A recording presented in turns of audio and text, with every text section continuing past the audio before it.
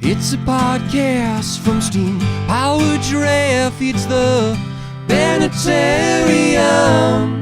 Oh, Steam Powered Giraffe at a show Saturday. Now it's the Bennettarium. Oh, it's the Bennettarium, and it's starting right now. Welcome, ladies and gentlemen, to the Bennettarium podcast featuring Isabella Bunny Bennett, a.k.a. Rabbit, in Steam Powered Giraffe. That's me.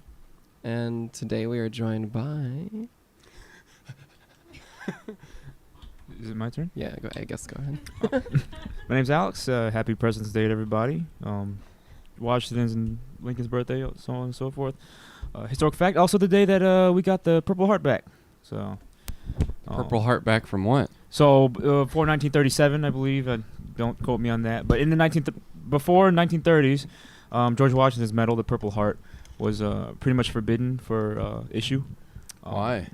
Because they were just honoring George Washington. They just wanted him. So from 1770, from the early 1800s to 1937, they didn't give it out anymore. Just because they thought that George Washington should be the only recipient of that award. So pretty much right before WW2, they reinstated the Purple Heart as a medal to be given to those troops who got injured I did not in know service. that. So it is a big day for those of us, because that Purple Heart does signify a lot. Because before then there was no real quote-unquote reward for that type of service. So, and that has kind of had a lot of implications for these days with a lot of funds and the VA and all that stuff. So it is a day we're celebrating. Those of you who have a day off, that's kind of why. There's also a celebration of some of our greater presidents, Abraham Lincoln, George Washington, those greats, and all those things. So, so hope everybody's enjoying their day off. And Welcome back, Alex. Yeah. And also we have back. our regular to the left of Alex. My name's Chelsea Penyak. I'm a Walter worker with Steam Powered Giraffe. My name's David Michael Bennett, and I play the Spine in Steam Powered Giraffe. I always forget to do my character voice. Okay, no, you can have do-over. Go ahead. Do-over? I gotta think, what is my character voice? which one are you? My name's I'm the girl robot. Isabella Bunny Bennett, and I play Rabbit. Let's see if I can do it. Hello, my name is Isabella Bunny Bennett, and I play Rabbit in Steam Powered Giraffe. I guess mine's not a little fair because it's so like the Spine, where Rabbit's like one word, mine's like two. Rabbit. See, I thought you were the bass player until you introduced yourself. Oh, yeah? Yeah. You You know what you should do with Rabbit? You should have like an actual a small little sentence, because then you'd have more of the voice rather than just Rabbit. What do you mean? And I'm Rabbit the and robot? I play Rabbit, the amazing magical. Is that what I sound like? Is that? Introduce I don't know. the I'm Prince, Rabbit. your new little titles. What? Just introduce yourself with the new little titles. I don't know, Rick. What What are you? I don't remember. The melodious jeez. metal man. You're the The suave You're the Anson Eyes. servotron. no. The suave servo. I I'm can't Anson My Eyes Johnson. Title. So, it's President's Day, That's about it. February 20th. Yep. Let's talk about the milk tea that's starting to 2017. become like a regular thing on the show. Oh yeah. It's I already just- drank mine. Today is Trinity. Trinity is our tea of the day. Mine's still not tea. Mine's a smoothie with boba. But this They're just- boba was made fresh. It was hot when I got it, Very good. which is real cool because it's like frozen, but then there's hot underneath, and it's not like.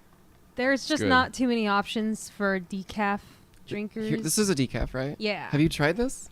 I mean, Try it. It's taro. oh, no, I've had the taro from the other place. Oh. Why is it different than? That's a decaf Try taro. it. Try it. Just have a I sip. got you a caffeinated taro tea once, and I felt really bad because you got all anxiety. Yeah, I like the fruity stuff more. Okay. But I'll I've had it remember before. that. And I think Alex It's is not bad. drinking jasmine. Yeah, I'm Mm. drinking generic Asian flavor. I tried the winter melon milk tea from Kung Fu yesterday, Ooh. Sounds good. also known as the white gourd green tea, and it was super good. You know, Really boba. Boba was like made popular in the 1980s, apparently. 80s. What was it? There's two different stories of how it came to be. Look 'em up on I know- Wikipedia. No, well, I'm I just know one. No, apparently, it was the creator from Taiwan. It's a Taiwan thing. Yeah. He was on a trip in Japan, and he liked how they served their coffee iced or something, and that's where he got the idea for milk tea. because I guess before that, in Taiwan at least, tea was mostly served hot. Like iced tea wasn't really a thing, and so like he got the idea from Japanese iced coffee with milk. I heard that there's a company meeting, and they were going over different tea stuff for whatever this tea company was, and they and one of them tried putting tapioca balls That one into too. a into a drink just before the meeting, and they were like, "Oh, this is actually pretty great." And it's called pearl tea over there, like I believe, right? Pearl Milk tea. pearl milk, and Yeah. they used to be white. Oh yeah, it's gonna drip on the electronics. Everyone will get electrocuted. Yeah. But then I guess they changed it to black. I don't know why. Probably because it looks prominent or something. Cooler. It's mostly just like starch, right? It's like tapioca, gelatin, and a little something else. But it comes dried and cold, and then you boil it. Yeah. Well, I hear most of them aren't made of gelatin these days. Yeah, they most of started it's just changing them. like starch. It's pretty much nothing. Yeah. And like originally, like authentic milk tea when it started in the 80s was made with condensed milk. I heard. So it was automatically sweet back then. That's kind of how it was in Japan. It really changes the way you look at tea. Like Yeah. just adding milk to your I'm tea. addicted. And me, I don't even care for tea. So Yeah. I'm drinking smoothie. I mean, it's been a blessing because I'm trying to wean myself off of the hardcore stuff like coffee Yeah. and cold brews. It's true. That stuff's too acidic for me. I gotta stick to Very, tea, and this has definitely we been went- like my crutch. When we went to the UK, like because it was so readily available, I started drinking tea, and I was like, Yeah. "This is great." And then I had one coffee one day, and I was like, "Whoa!" Yeah. It's so mild, and it's just like Mm. you learn to like appreciate the flavor. Do they make popping boba in tea, or is that just for ice cream? Oh, They- the ones that like burst. So there's two schools of popping boba. There's a popping boba that has like juice in it, like strawberry juice and stuff. There's also popping boba that has like pop rocks in it. So they both Oh. yeah. Never had that. Sometimes it's called soda boba. It's just pretty good. Fun fact about milk tea in Japan. So in Japan, there's a word for milk and there's a word for tea, of course, in Japanese. But if you want to order milk tea in Japan, it's milk tea. It's just how it is Oh. for whatever reason. It's just because I don't know why. It's just how it is. They also don't have a word for ice cream. So Japanese word for ice cream is ice cream. It's just they just don't have it in their language. They don't have the word ice and they don't have the word. No, they don't have the word ice cream. It's just Wait, what was that thing you were talking about before? Was that in Japan, where it comes in a bag? It's like a soft serve. Oh, it's a brand called Coolish, and it's Yeah. soft serve in a bag. When you get it out of the freezer at like a Family Mart or a Lawson's, which is like a 7-Eleven over there, it's frozen solid, and as you walk out, it starts melting. He's crushing it. It starts turning to soft serve. I've been thinking about that ever since pretty you told good. me about it. I don't know. I'm sorry I tease you with that. I'm just. I think the question. I want to eat ice cream out of a bag. I think that question was from somebody who asked what our favorite sweets were. Yeah. I think that was what it was. Yeah. But Should we continue our D&D session? I mean, if we don't, if you want, analytically, that's when everyone watches the videos or listens to the podcast. Okay. I can see it on YouTube, even the audio versions, and people just kind of tune out after that. Well, Only the super hardcore fans give a shit about us talking, well, we didn't start off right because we started talking about boba. and now they're not going to tune in. Boba's replaced VR. I'm pretty tired. The show we had on Saturday Yeah, with Steam Powered Maybe Giraffe. we'll skip it this time, or I can't. I wouldn't mind skipping it. Like This is a B episode, everyone. you know what? Let's just dive into it because let's talk about the Yeah. show because that was a big yeah. Yeah. accomplishment for us. I don't know who wants to start, but I'll say that me and Camille definitely we're on stage a lot more now with the new set than we have been in the past. I'm still recovering. My body's getting used to the new set. Just because I'm exerting a lot more energy than I'm used to. We had to kind of like we couldn't really say anything about Overdrive. We wanted to keep it a secret, but now Yeah. that the cat's out of the bag, it's like we've been Yeah. rehearsing that for a long time. Yeah, I mean, we still want it to be a surprise for people at upcoming shows, but we definitely, I think, want to talk about it because we've been rehearsing it for so long. For and those of you we've who been keeping it quiet. who didn't see the show or don't like follow the social streams or personal ones, it was revealed through people taking videos on YouTube and pictures and stuff that we did Diamonds and Overdrive live. I think So, those were the first two time, yeah. big secrets we were holding close to our chest. Oh, the other special thing was Brian Barber's, our new Robot Zero's first show, and it was good. Very warm audience. They clapped. They gave him a standing ovation for everything he did, every little Yeah. thing. Yeah, it was I nice. mean, it was. You could definitely feel like they were like encouraging. He would blink. I and mean, they'd that's all not- scream that's not- and cheer, and it was great. I mean, everyone's so welcoming. It was just They weren't really, patronizing him. No, it was, no, He was. they were He's like- actually really talented. Yeah. And he knocked it out of the park. Our so, fans have always been yeah. pretty like same with when Hatchworth was first Yeah. premiered, or when I kind of got a makeover. Even those awkward first couple years, I got like just the biggest like cheers when I entered and stuff. It feels really good. It feels like, okay, no matter what happens on stage now, our You fans have- got our back. Got a really nice fan base. It was really great. Like so Overdrive, why it's so exhausting is that we choreographed. We drop all our instruments. We turn it into a big what it is. It's a club number. So we don't have any instruments. We just dance and we sing. Quote unquote dance. I mean, the Walter workers are doing dancing. We're imitating them. Yes. We look okay. I saw the video. We all look great. Yeah, I saw that. It actually looks good. I Yeah. mean, obviously there's points we're gonna want to touch up, but I mean, I'll say after doing it once, that was the highlight of the show for me right now. And I'm already super excited to do it again. it's really fun. I like the bits leading up to it. I like the ending. I Yeah. like the dances. It's just fun. And when we started rehearsing, I was like, this is going to be too hard. This is going to take it to the next level because it's so physical. We've been doing this. Yeah. It's towards the end of the set, and we've already been like doing the robot and doing all these other things. I mean, I had reservations too. I was worried about you guys. I didn't want you to be completely exhausted for the last few songs of the set. But like, I don't know. You know what we did is like we rehearsed it so much, and I didn't feel like I remember being done with it. And I was like, I'm not out of breath at all. Mm-hmm. Yeah, I mean, it's you kind of pull back. I mean, even the day of the show, there's so many Yeah. different new factors. I mean, the stage size it changes for every show, so we had to like kind of block it for Yeah. right in sound check to try and see how far we're gonna travel and stuff. You feel so tired after rehearsing it for 2 hours, but then you have to remember, oh, well, in a 2-hour rehearsal, I'm running it through 10 times, and you only have to do it one day, once the day of the show or whatever. So it's like, Yeah. oh, yeah, like I probably won't be this tired at the actual show. But I think we started rehearsing that in October. Yeah, I mean, that sounds about right. Yeah. I mean, it was a lot of like seeing what we're gonna do, trying to pare it down, trying to make it, and we went through a few iterations. Starting is always the hardest. I think me and Camille went in first in October, and our entire first 2-hour rehearsal was just figuring out the basics of the chorus, the overdrive part.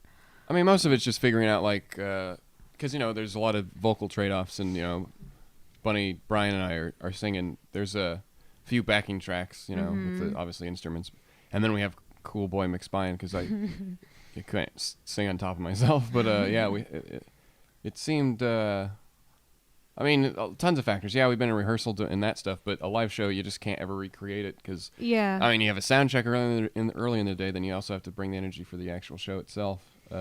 And 2 months of not actually doing a show, like, you can feel it. You can feel I don't know. There's a different performance energy that you have when you're in rehearsal compared to a live show. I can't speak for everyone, but I was actually like really nervous the day of the show, like leading up to it after sound check. I was kind of just like sitting like kind of shell-shocked in the dressing room, just like I couldn't really concentrate on anything besides the show. I just like couldn't wait for it to start. Yeah. Just because there was so much new stuff, and it's not like I was nervous thinking like, oh, I wouldn't do well. It was just like I need this to be over because like I need it to actually be real and Brian's happen on first stage. show, I think we all felt similarly. Yeah. It was a lot of build up, a lot of anticipation, a lot of training, a lot of rehearsals. Mm-hmm. I think it all paid off. Like, I mean, it's only gonna get better. Yeah. And it was pretty great for a show. Like, Yeah. We had great reception from the audience. We took notes ourselves from like what we need to kind of work on for other shows in the future. But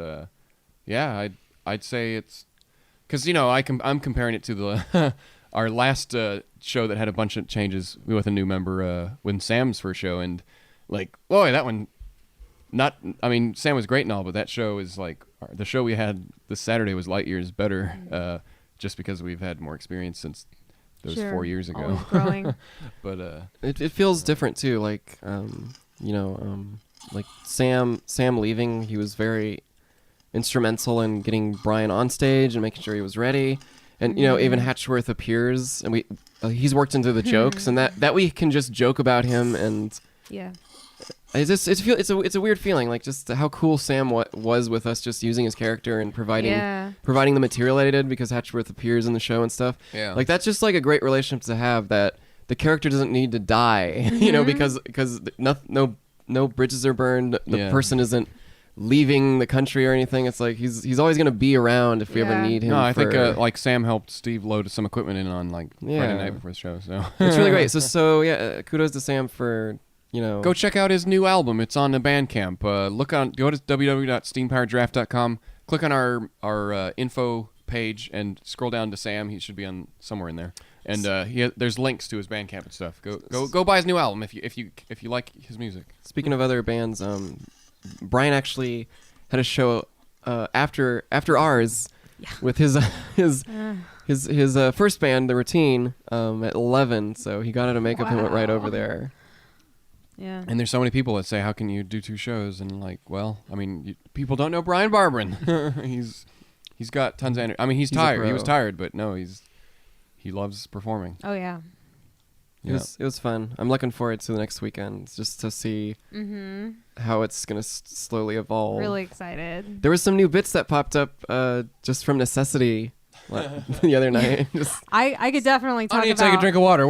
I'm stopping the show. That's pretty much what happens. But the improv was... We never got caught off guard. The improv just kept flowing. It was just one of those nights where it's like, yes, we found our groove. We found it. What if... this is stupid. What if we just have a small water, like Camelback, like... and we have like a straw, like oh yeah, like next to our microphone. So wait, are you talking about the part before Overdrive? No, I'm just saying for like the whole show, because that made me laugh. I mean, then we don't have to get out drink a water bottle. I mean, I don't want to like go over every joke that made me laugh, but another one was in the beginning when I don't remember it. I don't know when Brian kind of like improved something about, well, then why does my underwear say Hatchworth on it? Oh yeah, I was the lead-in, but like, well, I don't have an an answer for that. I think it's what we said. Yeah, I laughed because you laughed.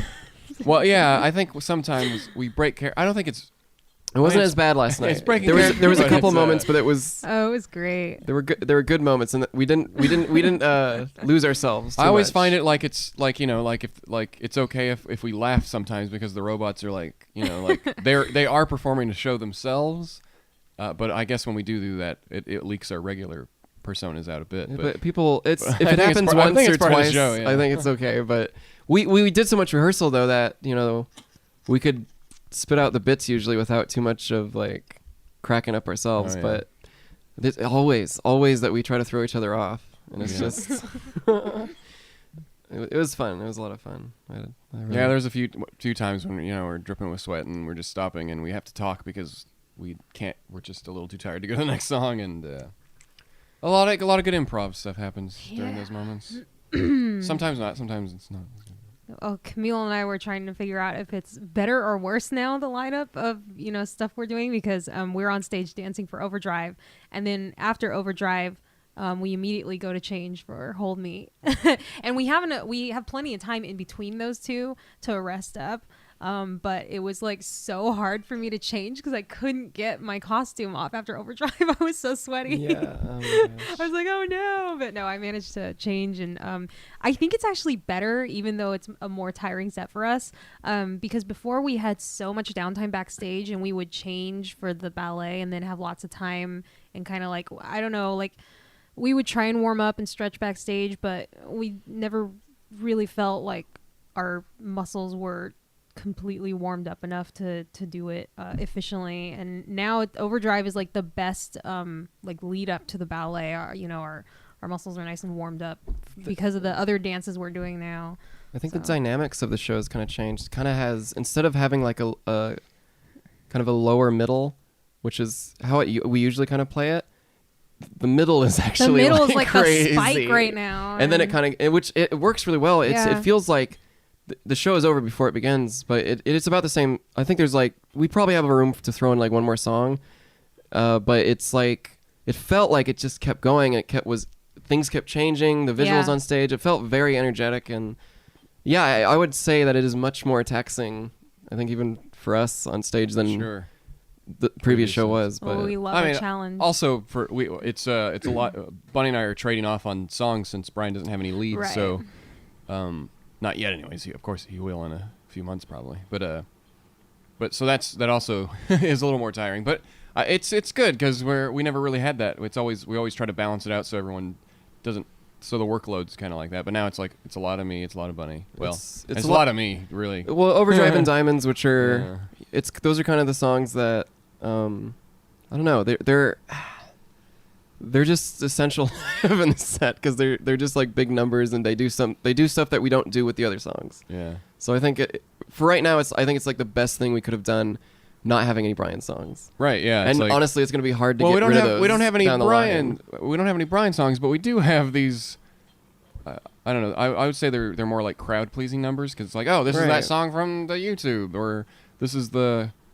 That's what I see with Honeybee. You know, same. I mean, a similar kind of feeling like. And Overdrive is like, you know, even if you don't like the song, it's still like we're up there doing goofy dance and stuff. So, which is different than like our more serious stuff, Fire, Talk Vaudeville, I'll Rest With You, where it's like, okay, here's. It's a good set. It needs more. It needs more Brian. He's obviously a trooper and he's given it his all. He has a verse in Clockwork. He takes the third intro verse, so that he does Electricity. He has his own verse in Electricity that he wrote himself. Which he has stuff in Overdrive. It's just. It's the best we could do. It's like we couldn't we didn't want to focus on. We couldn't focus on giving him a brand new song because he had to learn all this other stuff. Yeah, so the standards and stuff. But no, it's great, and we can probably talk about it later in the stream. Our live stream YouTube concerts that we want to do in the future, and that'll give us more time to go through a repertoire of songs. Yeah. Because right now, obviously, Brian knows exactly what we have for the show, and it'll be fun to learn more, but it'll take a few shows before we change the setup. I'm going to go double check that everything's working because I did not put the audio thing on the screen. I can't stop yawning. Even with the tea, it takes a while to bounce back. I don't know. Usually I'm okay by day 2 after a show, but this one was just a lot more work. I feel you. And it's new for me. I'm sure I won't be this tired after every future show, but it was a brand new set, lots of new stuff. I was starting to feel bad yesterday because I just didn't understand why my body was so I just had no energy to do anything. I was really sore. Legs, back, arms, everything. I feel better today, but it's still a little bit of a yeah. I wonder how much of it is just anticipation and just stress that we're not really aware of. Yeah, because like I don't know, when your body is stressed out or like, you know, super wound up and anxious, you get sore later. Like I know it's not really the same thing, but like I was in a car accident and I was sore for like every muscle in my body was sore the next day because I had tensed up and like the adrenaline had pumped through my body so fast. Yeah. It feels similar where like I think maybe a part of the soreness is just because I was just like so wound up beforehand, like, you know, anticipating it, that my body's like, now that it's relaxed, it's like, oh God, every muscle hurts. Yeah. Well, it's good. We're all kind of feeling similar. I didn't ask Brian. I'm sure. But he performs a lot more. Because we only did a rehearsal for the last 2 months. We hadn't had a show since December. So. We'll also find our body inventory about... I mean, I think we did pretty good. Like, we rehearsed enough to be like, okay, we need to take it easy here. Yeah. Give it our all right here. But still, like... Camille and I go all out for Overdrive just because, like, we're not singing. So we feel like, oh, well, we got to exert as much energy as possible. Well, as long as you guys are making us look good. Yeah, I kind of gave it my all in Overdrive. I didn't feel you guys look great. I felt with the rehearsals, because usually, we're speaking from our own... collective experience with the band. I know it's different for audience, but for us, we're like comparing for past shows and stuff. And I remember, you know, with the last few shows with Sam and stuff last year, like we were comfortable enough with the set that, you know, it was kind of like we knew the kind of rhythms of it. But I felt like for that set, I would hit the wall, and then it was like, okay, I can't give any more energy, and this is what I have to stay at for the rest of the show. Whereas this show, it felt like we kind of were more prepared, maybe just because we got in the habit of performing at certain energy levels with Sam. But this one, it felt like...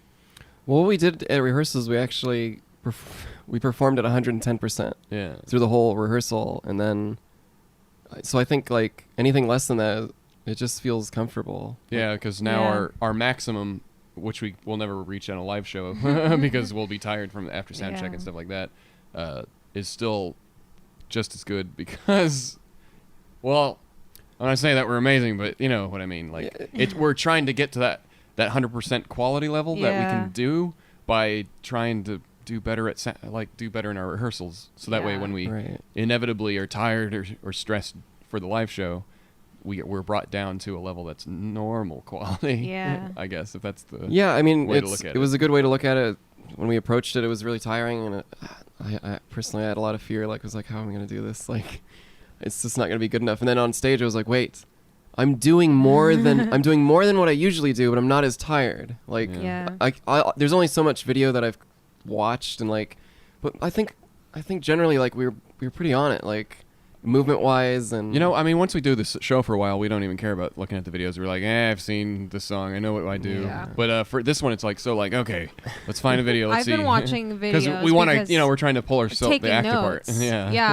I'm already taking notes. I've seen the videos of like Overdrive and Hold Me, and it's important when when you're first starting something to examine it and take notes on what to change and improve. But I mean, it's the same with like when you first open with the theater thing. You have notes at the end of a night to try and keep your original idea in mind, and it's trying to preserve it through the run of the show, which for us is for the rest of our lives. On the choreography front, for me and Camille, Overdrive, the biggest challenge of that was as we were choreographing it over October, November, was figuring out which parts were just going to be me and Camille dancing, and like, because you guys all have your own individual verses, and a big challenge for us choreographing that was figuring out how to blend everyone together. Like, okay, me and Camille are dancing on this part, 8 counts into that, we have to go into something that everyone can do. It was a lot of like trying to sync up where everyone was dancing together.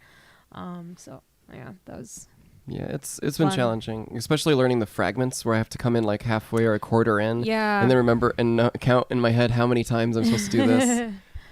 It's getting better, but I think it's only natural that we critique ourselves after shows, and we're probably going to continue doing it, especially at a show like this. Like, if we kind of like got lazy and started bloating it out with more bits, the show could easily run a little too long. But I don't know, it's felt good, like, that we've examined the bits, we've allowed for room to wiggle and have fun. Yeah, because I mean the first thing is like, in rehearsal you just never drink as much water as you do on stage, because I mean, and this was a new theater too, so we didn't really know what to expect. We've never performed in this particular theater before, but with all the LED color blasts on us, like, it was really dry up there, and not all theaters are like that. This one was just probably due to the it keeping it cool. It was also raining outside, so maybe they had the heater on. I have no idea how cold it was. It was pretty comfortable generally, but it was very dry. Yeah, I couldn't quench my thirst, and it always felt like open my mouth to sing, and that's. It wasn't like that during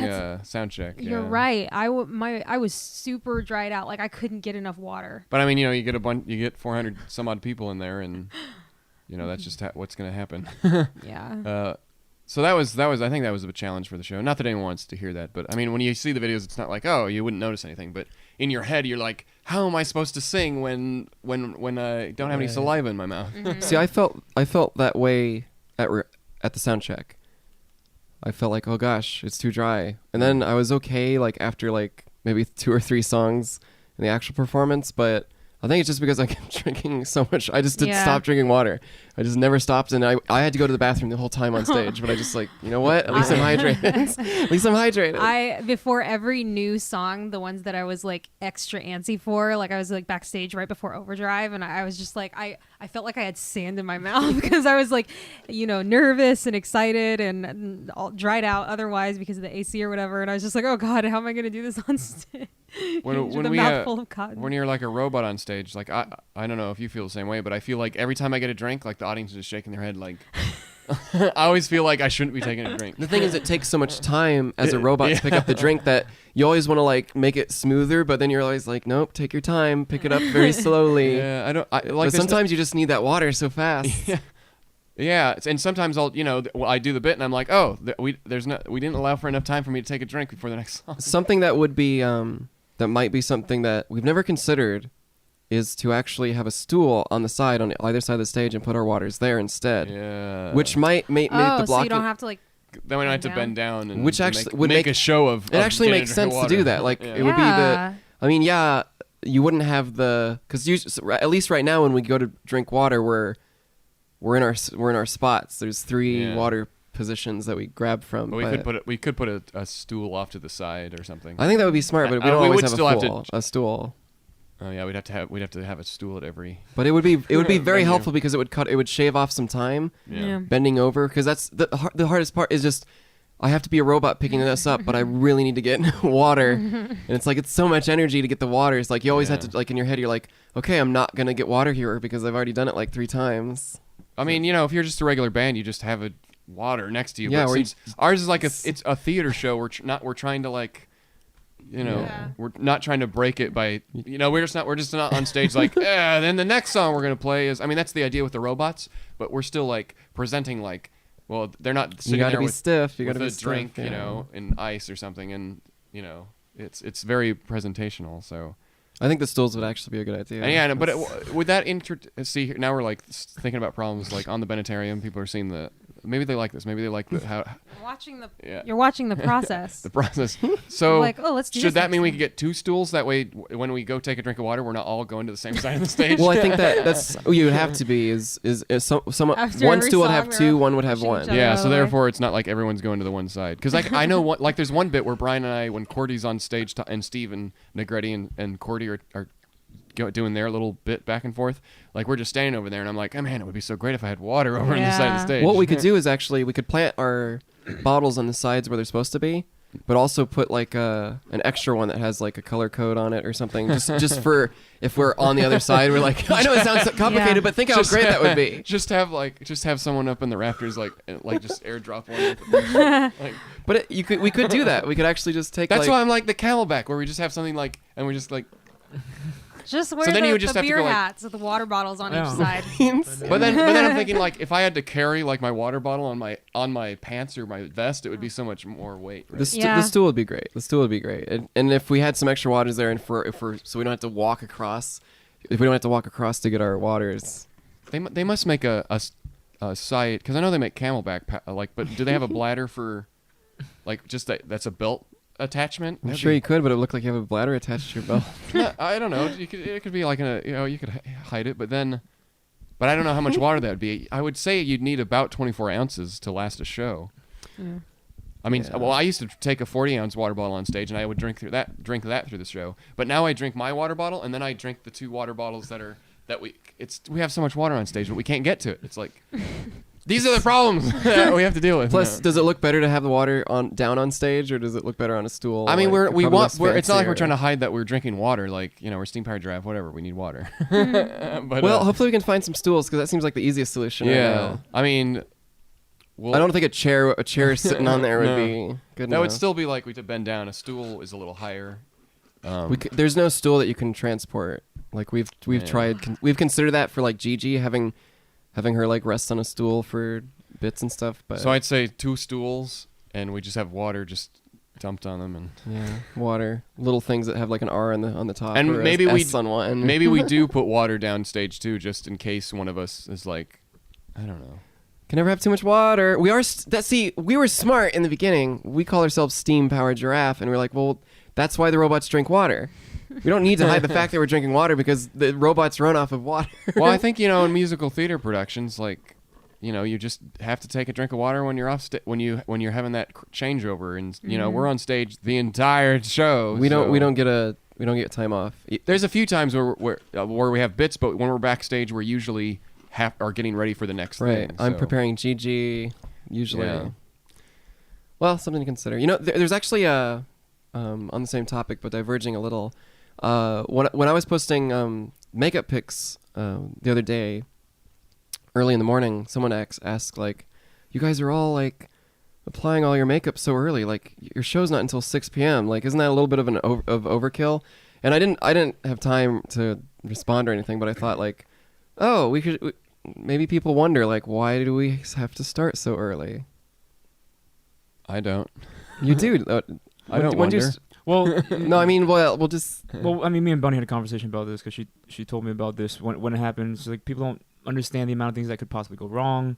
I mean, we Oh, understand, yeah. but I'm just So, saying, like, yeah, it's I'm just- sure the audience They may not might not. know. So, I mean, from outside looking in, Steam Powered Giraffe is this self-contained entity that you guys do everything for yourselves. I mean, you have Steve, and he has to do everything beforehand. That takes hours. Literally, I've seen it. It takes hours to do, and it takes about an hour and a half afterwards to take care of. Yep. And you know, even with all the prep you guys do, time is something that no one can get more of. So Totally. the earlier these people start, and honestly, the easiest answer to that is like you guys start so early because you guys want to give a good show. Because otherwise, if you guys want a mediocre show, you just start at like 5 and don't do a sound check and just go into it. But Yeah. it's Yeah. We didn't have time to even put on makeup during the whole. It was Yeah, you look it at the was schedule. sound check, and then it was just rolled. VIPs and it was show. Yeah. There It was was no time well for- to be for this particular show. When we put on shows ourselves, we definitely a lot more of our time is eaten up because we're doing it ourselves. You know? Sure. But it was arrive, you know, gear up, do sound check, have to do an hour union break because you know the theater was them's the union. rules. Then we do the VIPs enter. And then we do the actual sound check. We had 2 because we're gonna make use of all the time we have, and then we stop the sound check, let people in, and then start the show. Like It's not just putting on makeup, driving to the theater, and playing. No. Well, I mean, it that literally is it. takes. But if we Yeah, had to put no, makeup on but- at the theater, like there's no time. No, we'd have to get there when Steve got there at Mhm. Our 10 a.m. to set schedule up. covers the entire day, Yeah. and I mean that's true for any theater production, not just Steam Powered Giraffe. I mean, like if you're, I've done dance and stuff, and like I don't know, things just take a lot longer than someone on the outside looking in realizes. I mean, even theater productions, it's You not as know? complicated as their act because if you're in the same space, yeah, of course you're gonna do like the very minimal sound check, which we've done before. If we do have multiple shows in a row, like the zoo, our sound checks were like a line check because it was consistent. But for us, it's like we're in a new space. Mm-hmm. We only have this much time, and it's not. The sound checks are just as good for performers, but also for Steve to make sure that it sounds as good as he can make it in the limited time and knowledge Yeah. of the space. and obviously, if we had more cast and crew, maybe some of this stuff would go. But it's just the situation. Like Yeah. for some conventions, like we don't get makeup on until like Right before the show. Right. yeah. which But is that's because the sound check is early in the morning. Or Yeah. something. right. And if we schedule it, that's. But for this, we had to drive. We had to prepare. Yeah. It's all. It just wouldn't have worked out if we. But also, it's one of those. It's also a factor that could potentially take longer, and Right. and you don't want that cutting into a time when you have union people. They're on the clock. We have a certain amount of time. We have to get stuff done, and like that's the variable that can change is the makeup. Yeah. I mean, and even that hour union break. I mean, I was just there. Everybody was still working, getting themselves prepped, feeding themselves. I mean, that's something they had Yeah. to do because everybody got there. Everybody had to feed themselves. So I mean, I was just sitting there backstage, just being a lump while everybody else was working hard. But I think throughout the entire day, from arrival to leaving, you guys maybe had like 15 minutes of actual like sitting down and existing. Yeah, I mean, the 15 minutes before the show felt like an hour, but like that was the only downtime That I was had. it. Because it just kept on rolling. Because I mean, I think everybody was like discussed earlier, a bit on high nerves. Just big show first of the year.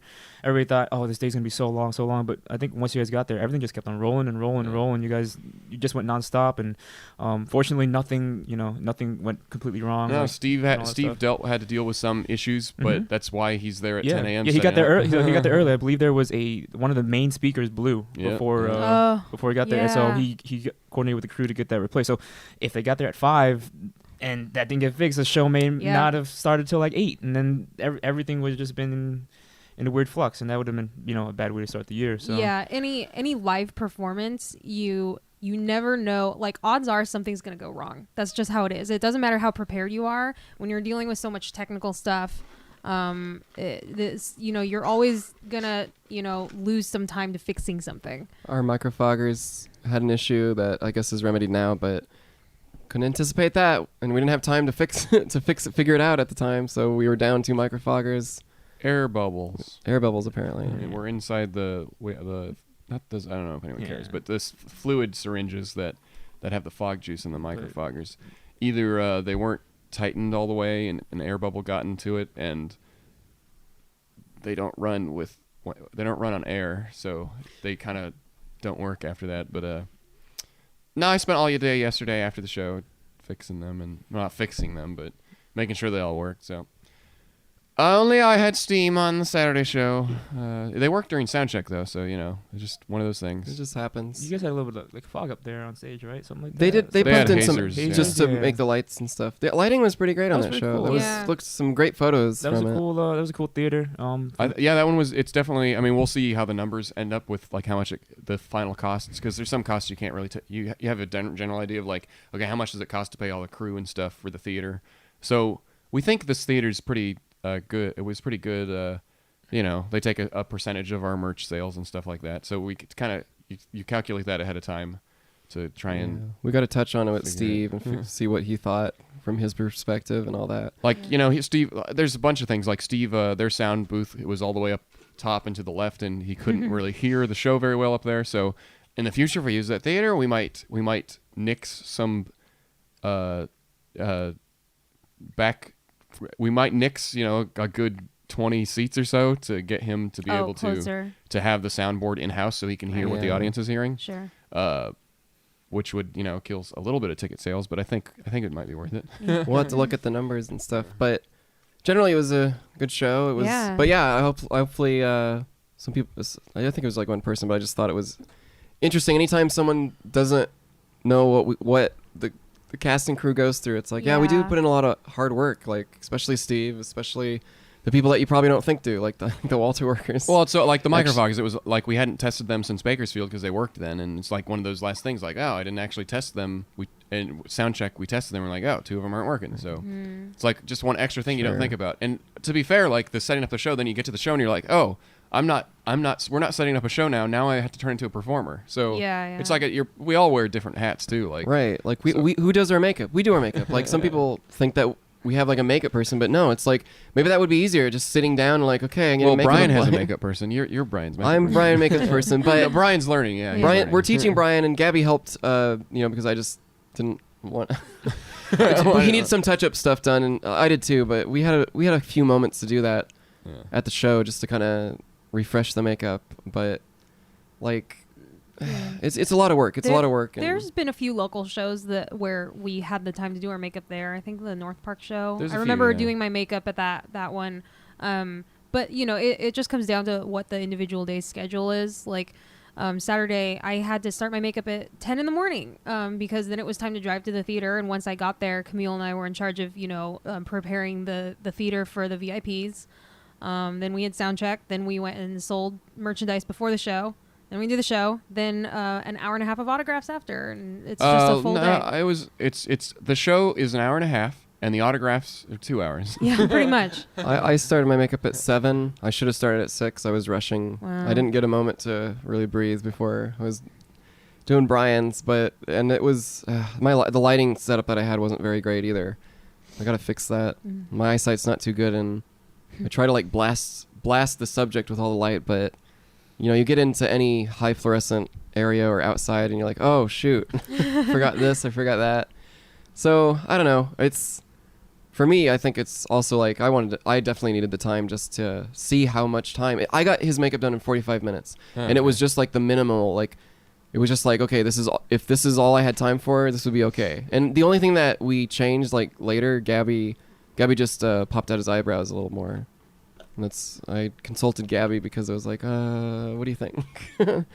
So I don't know. There's a lot of factors. So hopefully people can appreciate that, because obviously it's something that we don't get to point out or want to point out, I guess. Yeah. There's magic, right? It just all comes together. Well, the more time we spend in a theater, that's usually like the North Park we've done a few times. So eventually once we have like because everything's different, we're renting different equipment from MMSI depending on what they have available. So we might be using different lighting fixtures that maybe the crew isn't aware of. We're working with a different crew, but so the more times we do a similar show, we can take we get a little more There's time. foreknowledge. Stuff like we go to Yomicon and bam, everything's set up because we've worked with them. So for a show like what we did San Diego, not only is everything new for us on stage with a new member, but also the crew might have worked with us in before, but they most likely haven't. We're in a different space.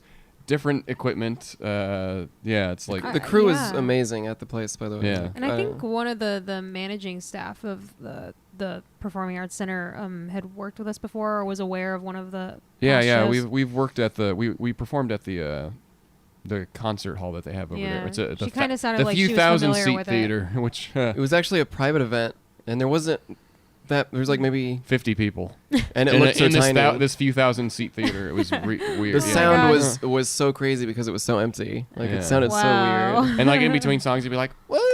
Because it was like 50 people. Yeah. But yeah, some people just they had a private party and that they invited their friends, and we were like, "Okay, we'll show up." That was years ago, but we did the center theater because when we did Spreckles and stuff, we got about I can't remember 600, 700. Spreckles 800-ish. house is about 800 or 900 So we seats. probably got around 700, I think, for Mhm. last year's Spreckles. And we were like, okay, well, new show. I mean, we'll just have to be honest with ourselves. Like, less people are going to show up for probably something new. But the people that did show up really wanted to see something new.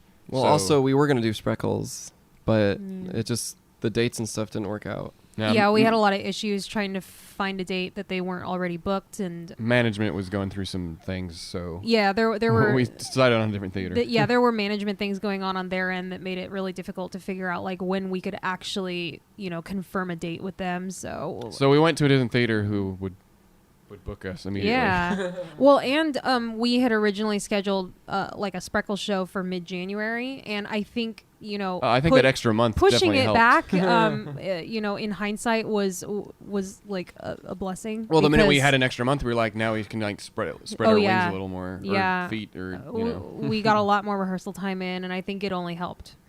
It was nice. Yeah, definitely. I mean, it was nice.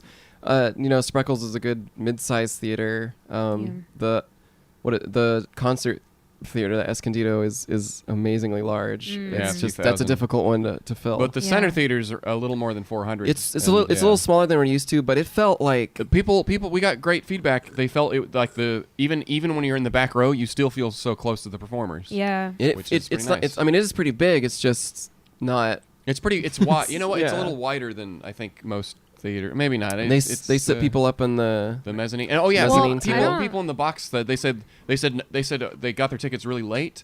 But they said the up in the box was amazing. It was like I was going to ask because the boxes at Spreckles, you can only see half of the stage. But I was wondering if no, they could see everything. Yeah, because Yeah. they're not like Awesome. this. They're like this. Oh. It was really fun, I- like to throw like little winks and up Yeah. at the people while it's performing. easier. It was- It's easier to do the people up top Right. because It- down here you have you all this can't- light blaring. It didn't seem like there was really a bad seat in the house. Like even my parents, who were like super out on the sides, said that they could see everyone. So I think from an audience perspective and a performance perspective, it was a great theater. yeah, But I don't think Steve got what he needed No, I to don't think mix so. the show. There's so many factors at play. Yeah, but at any rate, overall, that's very kind of good. how we kind of table talk stuff after a show. I mean, yeah. I mean, we haven't There's gotten more that together we're not since the gonna say, show. but- So yeah, right. This is like our first We're gonna post-show discussion. We're gonna have a rehearsal later this week. We're gonna touch on some stuff that maybe. I think actually later today we're gonna actually yeah, we do have some more technical technical stuff. stuff to do, but It's an ongoing process. The amount of time we have to put into it becomes less and less the more we do it. But yeah. these first couple shows are really integral.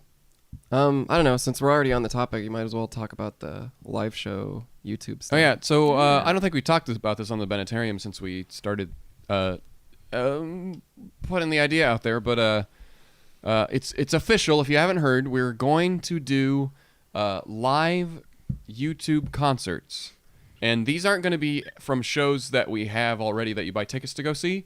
They're going to be separate, and you're going to be able to log on to YouTube, go to Steam Powered Giraffe's channel, and at a certain date and time, watch a concert as it happens live for free. And all we're going to have is like a little tip box so people can like give us $5 or whatever they think we're worth. And we want to try to do those monthly or bi-monthly. That's bi-monthly is probably the most we'd ever want to do. But they're going to be from a closed location, so it's literally going to be you're the camera and we're performing to you.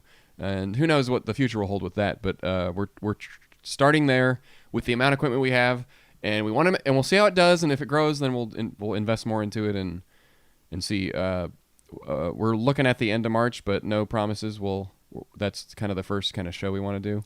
It's exciting. I don't know. There's probably, if people have questions about that, maybe they can shoot us a tweet or something. Yeah, please feel free if you're an engineer-eteer, if you have any questions about that. Well, we've been talking about. I've been kind of posting stuff on my Twitter, and I've been talking to people with some test live streams on our YouTube, where basically I'm testing our mobile hotspot stuff, seeing like basically the setup that it would be, making sure that it's possible even in the worst case scenario, like if something drops out. And so far it seems it'll work. We've had enough experience now with the Bennettarium podcast. We've live streamed rehearsals, like not like a show or anything, but like rehearsals to Engineer-eteers as well as YouTube in the past with Sam and Steve and Brian Curley, who some of you might know from those streams. And we want to take all our knowledge and do it on a concert in a controlled environment. It should be. Yeah, it's a way to bring the concert to people in places in the world who might not get the chance to see us because we don't travel out their way. Yeah, I think so much of what we do is in the live show. It's in the characters. It's in things like Honeybee and Diamonds. It's great to get people invested, and they inevitably look at the live shows, and they're only getting a fragment of it from a cell phone video. But I think people enjoy the live show, and we should get it out there to more people so they can actually see what our act's about. Yeah, instead of, an audience of a couple hundred, this could potentially open up an audience of a couple thousand getting to see your show. Right. The logistics of putting a show together, it's hard. There's the people that organize this, the ones that we do around the globe, but that's takes a lot of elbow grease. I mean, a lot of it is just because we have so many great fans, but someone still has to put all that stuff together, all the tech, and hire it and set it up, and it's like, so hopefully the self-contained will get us out there, and it's kind of unique. I don't know any other band that's really doing this. I mean, they definitely have there's a few websites that kind of do stuff like that. I mean, obviously we would be doing it directly to YouTube because it's kind of the platform of choice that just makes sense. Pioneers of something kind of new and unique. Our act also kind of works well with it, I think. Like, we're not just music. It's kind of theatrical, but we've had a little bit of experience, recording the act and talking to a camera. The first DVD was basically a closed set concert. Yeah, it was kind of a studio. It was weird because it's like it was not really live because there was no audience, but all the audio was filmed on location. It was just we could do multiple takes, we could bend it. But to be fair, technology has come a long way since that we did that one, and bandwidth with mobile and data and stuff is better. Like, when it's pretty decent in San Diego, so like I don't know, the technology is there now. I think it wasn't back then. It was no. We were thinking about it. We've been thinking about it for years, and I don't know what. I think our main influence was like, we need to get out there more. We need to show the act off. I know there's people out there that would love to see it who maybe don't know us already, and of course for fans who would love to see us, but they only can see like, oh, here's a cell phone video that someone filmed at a show. I'm like, well, the audio's meh. It's because it's from a cell phone camera in a concert setting. But I mean, we'd love to go out to physical places more, and hopefully this will lead to that. It's just the costs involved. That's we're a small band. I mean, and we don't have anyone setting up a tour, and honestly, I just don't think it's really possible. Like, you need someone who really knows how to find the money and stuff for that, because it's not like we can just show up at a bar and expect any sort of income from that. Yeah. Like, is that really what people want to see us as? Nah. I mean, the shows that we go to, there's a little more effort put into them than just and theaters and stuff. It's expensive to run all the staffs and stuff. So they want guarantees. They want you to not perform in a certain mile radius and all this stuff. Like, how do you tour with something like that on the road? You can't. It's like I mean. Just because once the act gets big enough and you're going to rent a space that can fit, a few hundred people, like, suddenly, the costs go up. And it's not to say that we couldn't do tours, but we're just so busy. Like, right. We need to grow a little bit. Okay, we need someone who could be simply dedicated to marketing, all this stuff. It's just so many factors that it's just not possible to putting it into our own hands. I mean, just looking at the way of the world, there's. Although seeing us live is probably the goal of people who want to see us live, seeing us a YouTube concert would definitely bridge the gap between people who Inst- might never ever get to see us because we're too small. Instead of just tour. waiting for the next album drop or next time we finally have a music video. Yeah, because some people are still like, they know us from like 2011 videos or. Yeah, it's like some people, that's all they know us Walter from. Robotics Is like Expo. they just wait for the next music video and like, oh, I like this, or I don't really like this, and it takes like years. And you're like, and the rest of the year, we're performing, so it's like we want to show that off. Like, this is what we're doing in that time that you're not getting the content from us. Yeah, I mean, it is really telling how many people only follow you through the YouTube music videos because of what we released the music video for. I don't have a name for it in December, like 3 months after the release of Quintessential, and so many of the comments were, "Oh my God, a brand new song!" It's they. Some people only have access Well, to we don't the have to YouTube tell you, content. Bennettarium listeners, because you're obviously already super fans for listening to us jibber jabber. Well, I think it's good. It works. Hopefully, we'll solve that problem. We're getting more exposure, and hopefully, we've done the con circuit so much. We've done every science fiction, anime con, steampunk con that we possibly can do, and we're always, being courted or courting new ones that are popping up. But we've ran the gamut, I think. Yeah. And hopefully we can tap Yeah, I mean, into there's some new a few areas. that would be great to Sure. go to, but I mean, we're pretty content with like where we've gotten to now. I mean, the UK, like, if we have one show there, that's great for me because, well, we're also trying to not spread ourselves too thin. It would suck for us to show up at a show and have like a few dozen people show up, and then we would never play again there because no one would take us seriously. But it's so great when we can have the UK show and the tickets sell out like every time they release a batch of tickets, and that's a safe. We're gotta play it safe when you're a small band. Like, don't want to outstretch too far, and then this suddenly, is a great way, and I think it's also because we love doing the live act. It's I look forward to it all year. Like the couple times we get to perform every month or so. So with this, with the live streams, YouTube concerts, it'll definitely get us to be able to perform more, which is a benefit for us. Get people who want to see us more on YouTube, as well as people who will never get to see us on YouTube, like other countries that maybe it's just not in our realm of possibilities to get out there. Yeah. But, And we've been trying to grow our YouTube, and I think we've come out with some pretty great content in the last couple of years.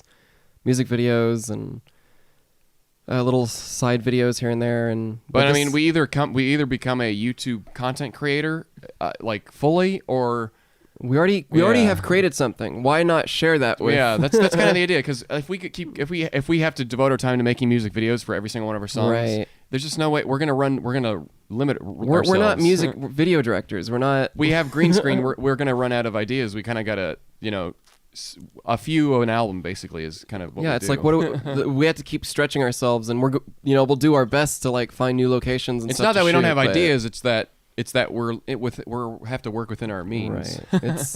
In an ideal world, we just have a whole crew and everything, but all of that costs money. That is just. It's not there. Yeah. I think the internet gives a false impression that these creators that you like are like they can just do anything, but they can't. It all requires money. It all requires paying someone. It requires time and energy, and honestly, a lot of it gets done because.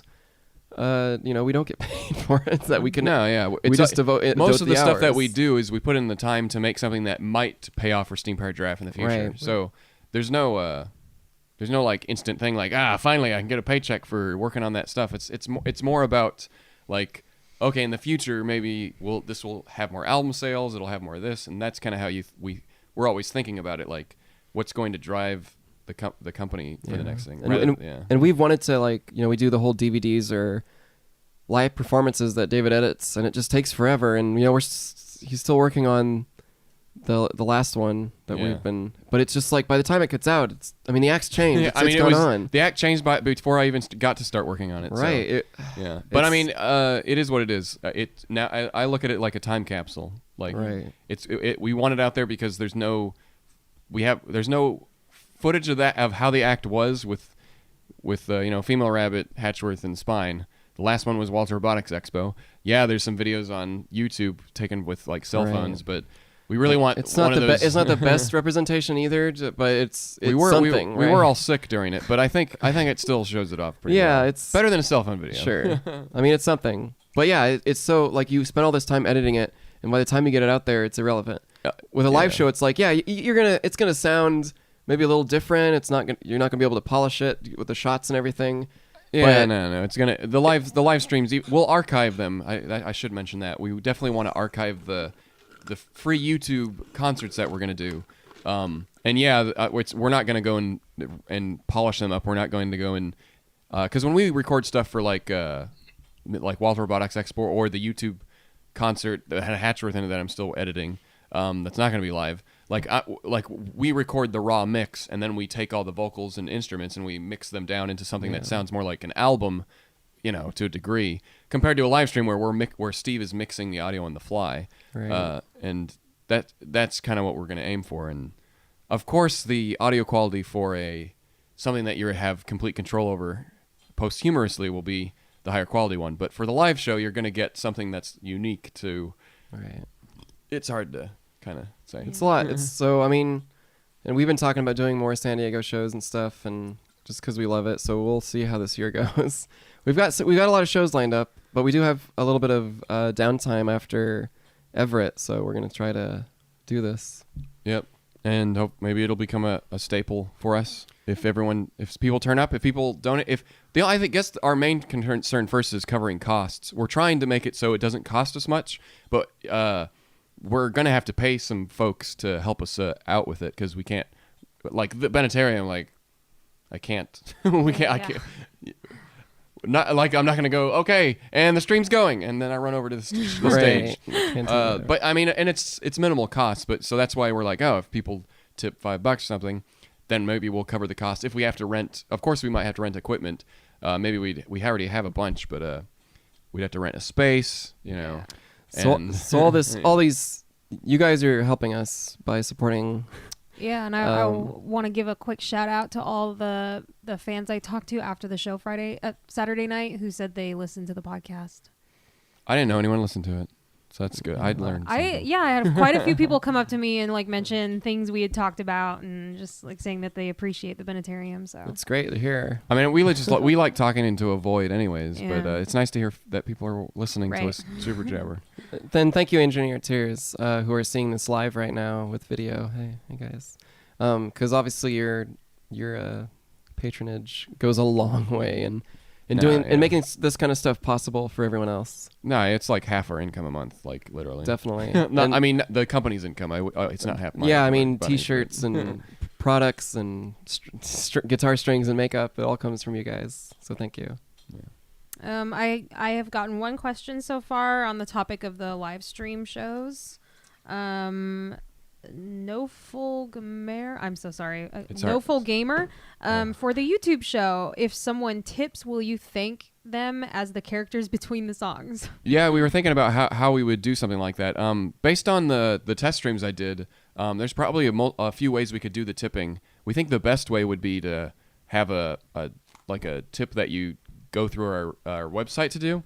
We were thinking we could use Stream Tip. There also is YouTube Super Chat, which is a new feature. The only problem with YouTube Super Chat is YouTube takes 30% of that, and it's like, so if you give us $1, we're getting 70 cents of that. Yeah. And a little less too, but it's probably more like 69. But and if we got big enough, it wouldn't matter, but we're small, so. But because if people want to, like, if you want to see your full dollar go to us, then we should have it. We should have multiple options, because Super Chat is built right into YouTube and there's a $, so it makes sense to make use of that. But we should also probably have another way that people can. How would there be a way for you guys to see their tips while you're during on the show? stage? I think the way, just based on how fast it would go through, I think what we would do is we would probably want to do something at the end of the show. Because we can combine all that, and that could be our whoever our stream master is could combine all that for us, because during the show we can't be looking at at a screen. Of course we want to acknowledge everyone that's supporting us, but like even the other day when you did the 20-minute test stream here, I was moderating the chat for you, and I'm watching all the donations come in, and at first I was able to personally thank everyone in the chat who donated, but after a while they started flooding in, so and there was no way to I think catch by them the all. end of the stream it's probably that because that would be a really cool thing. We are also thinking of like could we have people's messages appear on the screen and stuff, but I think that might not even be possible just because of Yeah. the multiple sources that people Yeah, would want to the donate. technical I limitations. don't think we'd be able Yeah. to guarantee that like every single person who donates during a concert could get a shout out, but of course we want Yeah, to be we would able want to do to something like that. acknowledge them. Yeah, hopefully we can get a list of it. That'll be like a Yeah. thing that's because obviously it's also fun that we can interact with you guys. Right.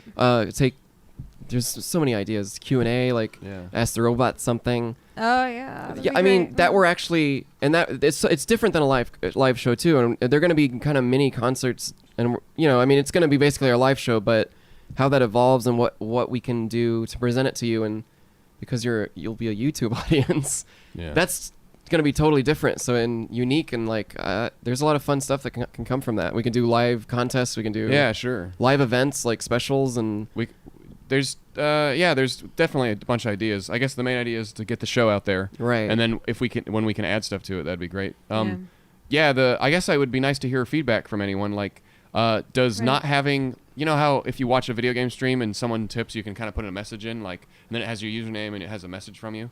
Like, do that on the bottom. is that a make or break deal? Because I've seen other like video game streams that like only have like a username and their amount. Like on my personal YouTube video game streams, I always have like I leave room for them to have a message.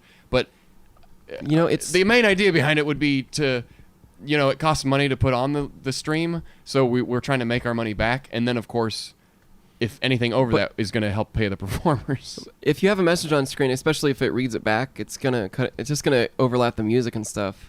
It would be cool if it would be cool if we could actually get it to appear on the bottom, like on a ticker. Or something. That's what I Yeah. was meaning. Yeah. Just because something like a video game, it's like, but if we're doing a show and this thing pops Yeah. up, like on mine, I have the hallelujah thing, like hallelujah, and there's like a flying dollar bill, and then the lady reads the message that you wrote, which it works because on the game stream I'm not getting to it so much, but on a concert where we're playing music, it's like electricity, hallelujah. No, yeah. It's like, I was thinking. Yeah. I wasn't thinking about notifications. I was thinking of more like a ticker thing. Right, we could The do only that. thing with that is that if to make sure that, because here's the problem with the thing. YouTube, the YouTube Super Chat only works on Android devices and desktop PCs and Macs. Yeah, I can't see it on my phone. You can see people who donate on your iPhone, but you can't donate from your iPhone, Mm-hmm. and you have to use a credit card when you're using it. Now, if you want to pay with PayPal, you can't do that. So we could use StreamTip, which only allows PayPal but doesn't use credit cards. Yeah, so And I'm then- sure there's going to be confusion. Like, we're probably just Yeah. going to use, like, StreamTip or something. Well, we're- encourage people that this is how you'll get your Well, message StreamTip out is only there. PayPal, so that also limits people. So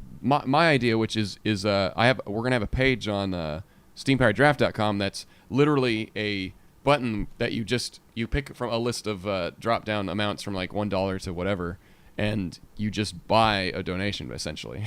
You buy a tip, and that's it. And then you can pay with your credit card, your PayPal, and that would go through our actual store, but it would be like hidden, so it's like super And easy. it would still pull that on the ticker. No, there's no way to do that with a ticker. I mean, to combine multiple things like that, like YouTube Super Chat, there's no API to pull that information anyways because it's built into YouTube. So people in the chat will see you can see how complicated and convoluted Sure, it gets, yeah, right? I mean- if we're using one thing, we would alienate a bunch of people who want to help support us. And if we have too many, then we can't, there's no way to funnel them all together. However, to combine them all at the end of a stream, that's totally doable because we could pull up the Super Chat, we could see all the users, read. It's listen. unfortunate that there won't be Yeah. a ticker. I think a lot of people are going to want that. But I mean, there is no way to combine all that yeah. data. Well, Super Chat, there's no way to pull the you stuff. you could just make the ticker exclusive to but a certain thing. yeah, the Super Chat.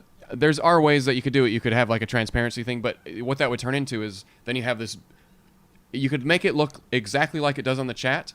I don't know if you've seen it. Probably if you've ever seen No, it. no. But it's basically like it's just like a YouTube chat, but it's highlighted in a certain color based on their donation level. Yeah. And then you could pull that on a computer and pop it on the stream, but it's not a ticker. It's like a big list of a chat. StreamTip is basically the one that can do the tickers and all Yeah, that. and that's not to say The that we most couldn't make something recently. ourselves, but right now there's no Super Chat just came out. It's like API. There's nothing to pull from. Also, combining both of them from StreamTip and that. Well, I would say would you be just have to do impossible. one. Like I would say we'd nick StreamTip and we let Super Chat exist because that's a YouTube feature. We can disable it. I mean, it's but, just if people want to use it. If you want to use it, sure, go ahead. Because it does light up their stuff in the chat. If they want other users to see something. Stream tip would be great, but yes, it would lead to confusion if there was a ticker on there and they donate through Super Chat or the other way, and it doesn't pop up, and it's like, So, but once again, like, I think after a while, it would be great if we had that feature. But I think now that we've kind of explained it, not that everyone will understand. Hey, but give your guy. I mean, it's a pretty convoluted issue. Like, it's unfortunate that we're gonna. Because it would be great to have like a ticker that could do all that. But I think the main idea is if we gear it more towards like this is the ticket price of the show, but we also it's free if you can't pay. I think that's more of the idea. Because with a video game stream, it's like I want to support you, but I also now I'm immortalized on your stream, and that's the hard thing to do with a live music act. Like, are we supposed to? I know the notifications. No, we don't need notifications. It would just be nice. So the only other thing I could think of is it's posthumous. And we have a ticker, but we pull the stuff ourselves manually, and the next stream it's displayed. I don't know if that's like, That might be, but I guess if we read it off, but how do we get the robots to be able to read that? Well, that's it would be, that's gonna be. There's a few little, whoever our stream master is. We like juggling all these iPhones and stuff. Someone would have to pull from. Here's the list of donations from our store. Here's the list of donations from YouTube Super Chat, and they would combine that and see all the usernames, and then we'd have a list. And you're right. There's no. I mean, how do we get that information? And then they pass us a cell phone with the list, and we'd have to read it. It would be very right. Yeah. And so that's like once again, this is the process of like figuring out. But once again, hopefully this isn't the most important part of the thing. The more difficult thing is actually getting the show, sure. And that's what we would be focusing on. But if it does kill donations, and then we end up with a bill for whatever space you rent or power we have to consume and all that, it is important that we make it because it does help us. We need to make it easy for people to pay without limiting them. Engineer-eteers Tames Turtle says, I agree. I'd rather most of my money go to the band than giving them a fraction just for a shout out. That's more important. I mean, it's not up to us anyways. It's like, YouTube takes that percentage, which they can do whatever they want because it is a YouTube feature. I think most people will probably just do not stream it, but the Super Chat, just because it's instant gratification, which isn't a bad thing, but as if we do, we're hoping. I guess it's kind of like the one. Engineer-eteers thing, where we're hoping there's a small amount of people who understand that, getting the full $1 that you're donating is more important than the shout out. That hopefully it's enough of those people who like, oh yeah, I know this isn't confused, and then the rest of the people they can go through YouTube at a very at least maybe Steve or Curly will read the list because they'll have access to it. Yeah, I mean, that's another thing is, and you basically just gave away who our stream master's going to be, so. Did I? Yeah, because I didn't say anything about Curly. You did. No, I've been just calling him stream master. Well, I didn't say he was the stream master. You said that he was helping us. I said he helped us in the past. Whatever, it doesn't matter. I mean, I heard that you said he was helping us. Or I don't know. I just haven't confirmed. I mean, I don't know. I didn't even know. I don't think. Okay. I just thought he was helping with logistics or whatever. Oh, okay. But either way, it would be great if, at the very least, whoever has the tech. It's like going to be Steve. Whoever's behind the camera could be able to. Steve and Curly are definitely on board for the thing. That's who. Yeah, that's I mean, we already. If it comes to Rabbit or Spine getting an iPad. Yeah. And having to cycle through. here's another thing is we don't know how much we're gonna get. On the and it's not about money. It's more like we understand that this is basically a show. It's not going to be a $20 show. If you think it's worth $20, then go ahead. But well, it's about it's like an incentive, and also well, I would say $5. I mean, that feels I pay $5 a month, and I get a few live stream shows myself. And it's not a concert. It's not like it's just a podcast. Like, so I pay some money for stuff like that myself. So I think that's like every time we do one of these, $5, because we're assuming that maybe we'll get a few hundred people show up. And if that's the case, if people don't all tip like $1 or something, does that mean we're going to have 200 people maybe to read off at the end of a show? And does that kind of make it less special? I think you'd put it minimum at $5 to be read or something. Well, you can't. We can't pick a minimum of what they're. Oh, you can't. No. Whatever. I mean, YouTube sets a minimum of $1 in whatever your currency is. So Yeah, see, and once The again, logistics. this is like the logistics that's not as important to the show because the show's still going to happen. And now it's just kind of like, what's that overlay? Is that overlay just the link of saying, hey, if you like, here's a suggested tip of $5. Use YouTube Super Chat or go to this link, and that'll be the only thing on the bottom. Because eventually, you know, that could be there, but then if we have a ticker, it's going to be moved up, and here's the ticker now. And yeah, of course, we could keep it small, but it's 700. Well, since YouTube already has the integrated thing, if people want that instant gratification, it will show up in the they chat. do Super Chat. But it's not like the robots on stage are going to see your message. No. Like we're going to be focused on performing. However, the stream master will be monitoring it, because he's camera angles, stuff like that.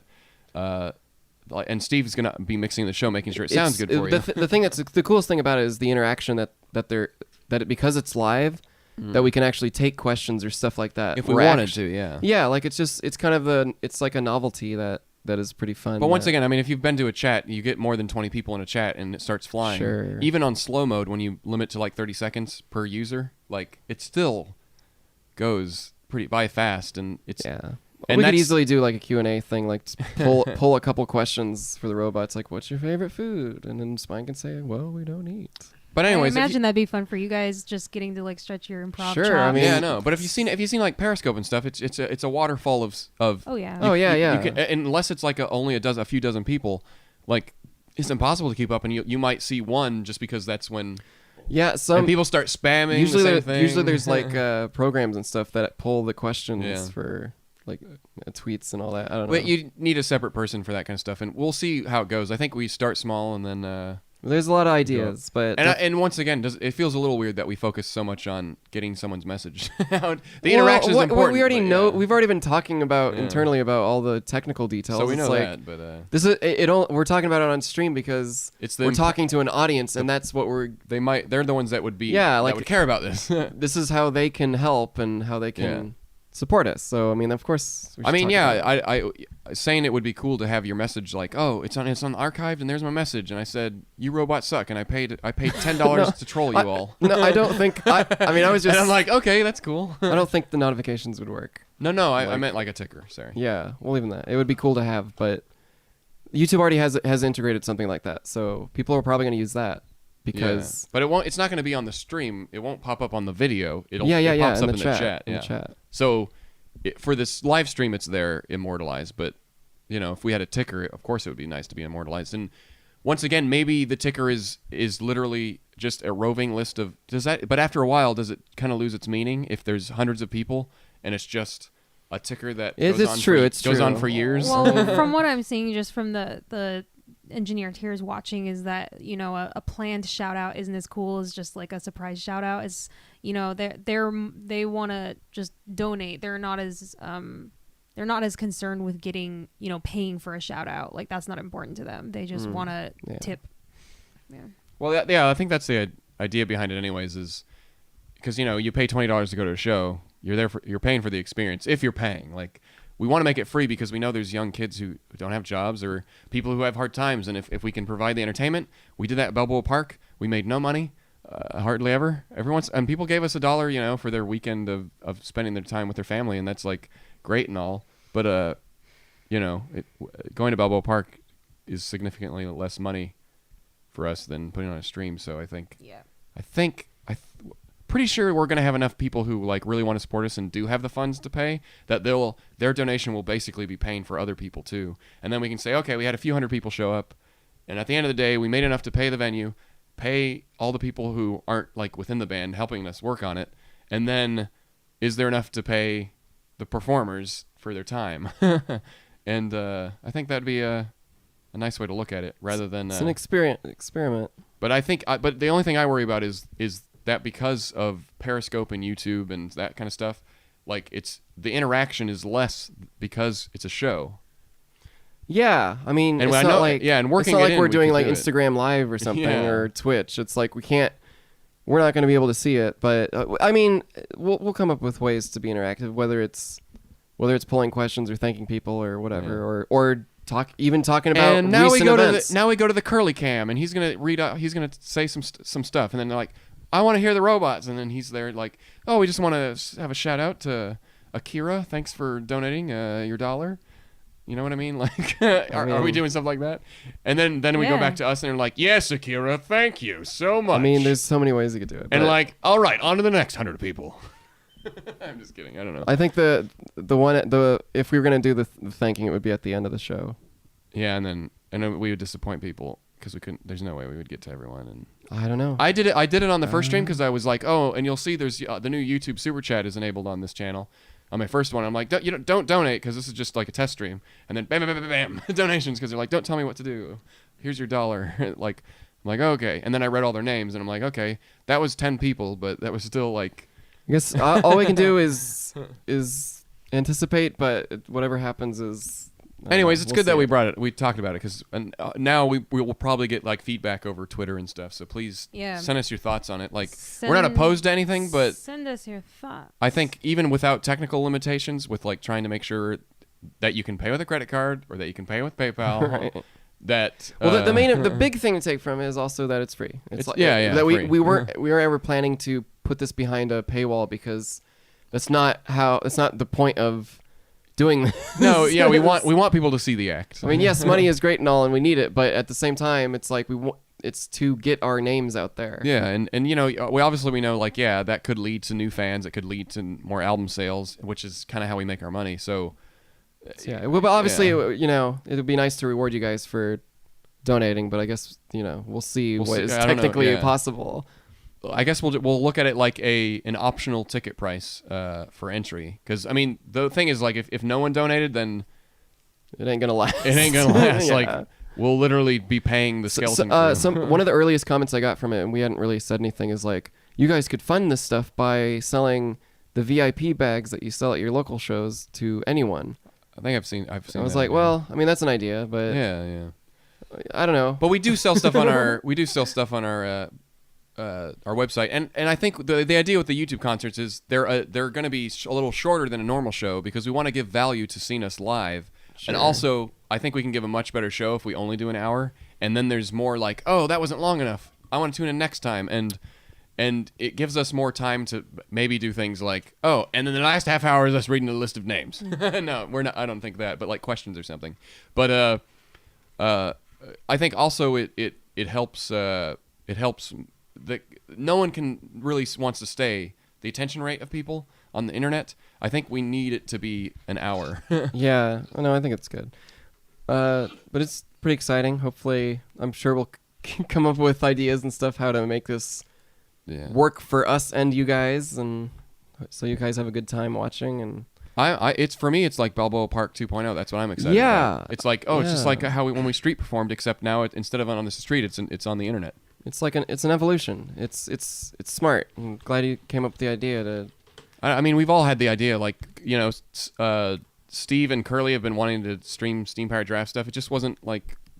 But we have a camera now that we finally invested in, and we're making use of it like every week, multiple times. So. The time is right. We only have one camera, so we're gonna have to rent maybe one or two for the first stream or so. But who knows if it works out, maybe we'll be able to invest in more, and then it'll look like a proper production. I was checking the time, like, oh no, how long have we been? And it's military time. I'm like, how do you? I don't. It's 1:20. It's 1:25. So we have about 20 minutes. 35 minutes. Well, we've been on Steam Powered Giraffe a lot. Obviously, I have plenty of questions if you want to take some. Sure, I need to go pee though, but I've got one for Alex. Oh, that's great. Yeah, question: will Alex ever be appearing as a Walter worker? I don't think that's up to me. I mean, if you want, I wouldn't be opposed to it. I haven't put in my application to the hiring process yet. So. We had to make we had to get an outfit for you and everything, and that would be. I don't know. Yeah, I mean, we've had volunteers like Gabby who works the shows, like dresses up and kind of has like a Walter Worker character, and plenty of our helpers off stage have like done that. So I guess it's always an option. I mean, here's the thing about that. So like Chelsea, Camille, Gabby, those people have what's it called, talent. So I don't think I'm very qualified for that. I'm just kind of here. It would just be cute to see you in the outfit, like have the lab coat and blue hair. Yeah. I mean, if anything, I just walk on stage and just exist, and then I'd probably just leave. You could be water boy. Yeah. Because we had another question about like, oh well, why don't the water workers, the Walter workers, just bring water out for you when you need it? and like, well, I 'Cause mean, you guys are doing we quite could, enough. but we're actually like pretty busy Yeah. backstage. Yeah. Well, especially so we used to have a lot of downtime. We'd have like a half hour to just sit backstage, but now it's like we're almost on for every other song, and if we're not changing, costumes, we're I don't know. I don't think. I mean, I'd love to be there for you guys, but I don't think logistically we can just be in the wings with water the entire Right. show. Technically, we can't really. what you guys portray on stage is not actually what you do behind Yeah. this. Yeah. You're not our servants. You're not. Yeah. You're not Yeah. doting on us. You're there to work and perform, and it's not like like you have any extra time. As far as our characters go, it would make sense for us to just be there ready with water off of Right. stage, but we just don't really have the time. The- We're doing too much else. The only thing that they can do is like hand us props and stuff, like the jacket and stuff, because I just can't get it on without any help. I mean, even I'm like guiding your hand Yeah. on stage, trying I to was like, stuff I it into don't the know where to sleeve. And I think just because of the sides of the stage we're on now, Camille helps out Brian with some of the props, but like, because of all the little extra things we're doing during the show backstage for you guys, I don't think we can just be there with water. Yeah. I think there's wait, is this a question or Yeah. maybe a solution? Huh? Was the solution on that someone said? Asked? Someone touching on the subject of having the water on the stools. Someone asked, "Why not just have the Walter workers bring you yeah. water And you between probably every talked, song?" but it would be like, well, it'd be every 5 minutes. It then. we would have to be ready after every single song They or just whenever you don't have needed the it. time. But I mean, Well, some things are obvious to fans, like this is the solution, but for us, it's like, well, this is why we don't do it. I mean, I could be like an Yeah. Igor character, like walk out on all fours with like a Well, water we train. need, the initial question was is Alex ever gonna dress up as a Walter worker? I heard that. just get a white lab coat. You could get some of those big gloves. It's like more- There's really no Dexter's point. lab gloves. I mean, Alex does help, but it's Yeah. usually I'm not. off stage and off Yeah. out of Yeah. view. You know, I'm like- not a talented one, so I don't think I'd. It would just be more effort that I'd have to do you up in makeup, and then I would be doing 3 people in makeup, and Yeah.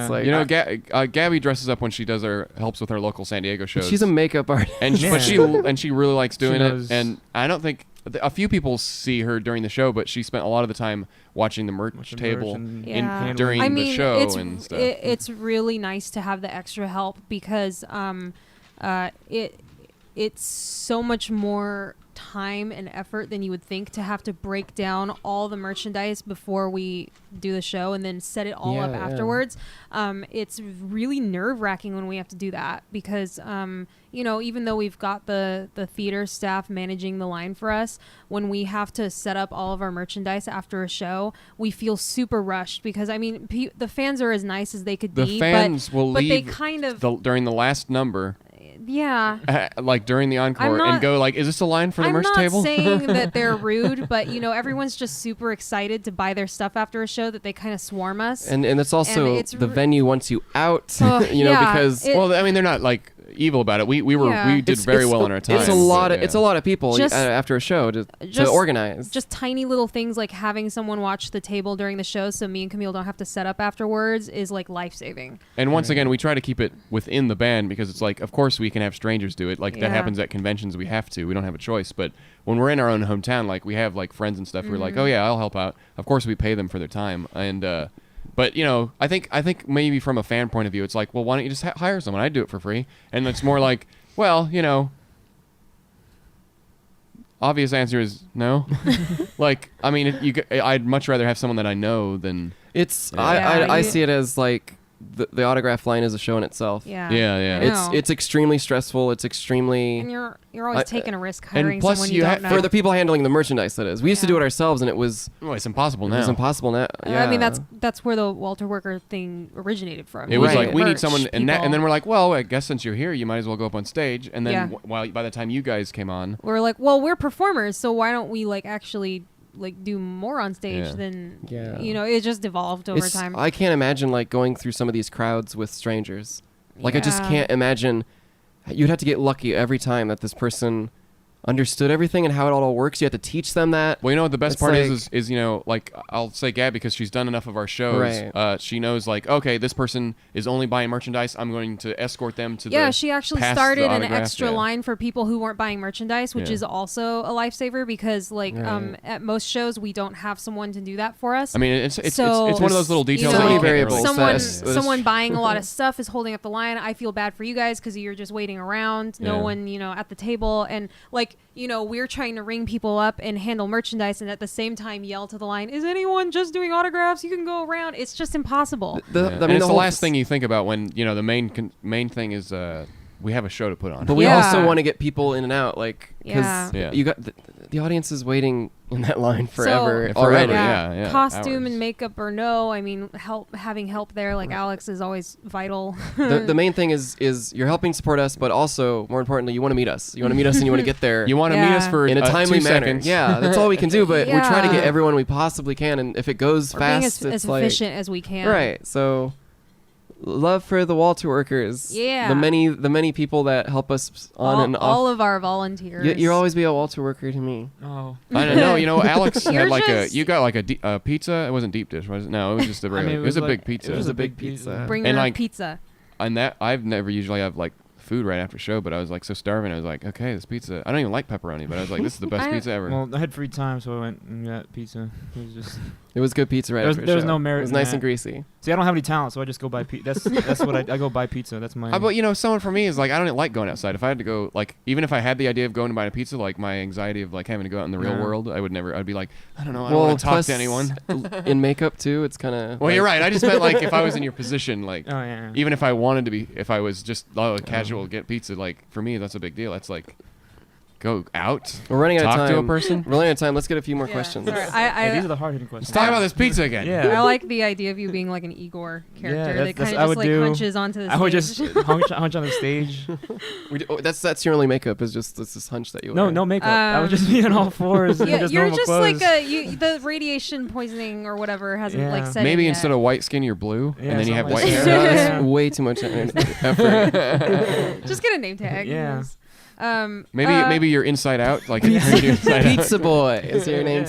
tag. Okay, yeah, I guess I'll fire off some more questions. So your we muscles can answer them are on the quicker. outside. Because something went wrong. I'm like, I could still work, but you're in a bubble, Yeah. like a big hamster ball. Yeah, like I'll be like what And then was you're it? of no use to anyone because you can't. Or wait, maybe there's like little armholes that have like gloves on the end of them at the insides of the ball. Oh my god. Ball. I want to throw this out there. Me Fleeing on Twitter asks, what was the thinking behind including diamonds in your new set? How did that come about? Boy, people would really like that. We should probably do it. Well, yeah. Yeah. I mean, the main thing is like, I think we asked Sam like once, like, is this a song we would ever want to do? And like, I don't really want to do it unless everyone was game for it. But we always were like, well, I wouldn't mind doing it if you want to do it, sure. But it would be much better to perform our own songs. And it only came up because we're like, well, we have a new member. We have a Exactly. lack. Not that we have a lack of songs that we can It do, was of the course. perfect timing for it. And It's it just felt the power balance is shifted because we don't have anything for Brian to do. Yeah. And so I felt, I in my mind, I don't know if it's not a bad reason, but I think the reason is like, It would be so Well, show-stoppingly cool that Yeah. it would distract from the fact the fact that we haven't. Yeah. that we have an uneven amount of songs for this new member. I think that's Yeah, the idea. yeah. Not that because my initial thing is I was just going to say, oh, because we have a new member, we're sorry. Here's diamonds. that's pretty much why we're doing it. But when you Filling the up the thought time. process is he doesn't have songs to sing. Like, we're sorry, Hatchwas is gone. Here's diamonds. That's Yeah. like Yeah. half of it, but the other half is like because. Well, like, as it soon actually as would be you brought up the nice. idea to us, because you had the idea that me and Camille would like be on stage, providing like backup Yeah. dance and stuff. So you you approached me as soon as you had the idea of including it in the set because you wanted me and Camille to be involved on stage somehow. So as soon as you told me that you were going to do diamonds, I was like, oh my god, the fans are going to love it. And like we started brainstorming. I started coming up with ideas for like your bits introducing the song as soon as I was like, well, that's not really like my area. Like of course you guys are going to come up with the final bit, but I just like had so many ideas in mind as soon as you mentioned Yeah. it because I knew it was going to be really exciting for fans. And I was like, ooh, what if you introduce it this way and surprise them? I think blah, blah, blah. the proof is in the pudding, sir. But also, it's a way to like, oh yes, we're having a member change lineup, and we're not just replacing we're not just replacing Hatchworth with a new robot and calling it a day. We're going more above and beyond to put more content. And like, look, we spent extra time to make it, to do something that maybe people weren't expecting. I mean, you know, because we always said we wouldn't do it, and we weren't. So yeah, adding overdrive and diamonds was, I think, really smart for, and it's gonna be hard to get rid of them now but we kind of purposely, we have one room for like one extra song, maybe like ish. It's like maybe half a song to be just time wise. I wouldn't mind cutting electricity. We could probably cut.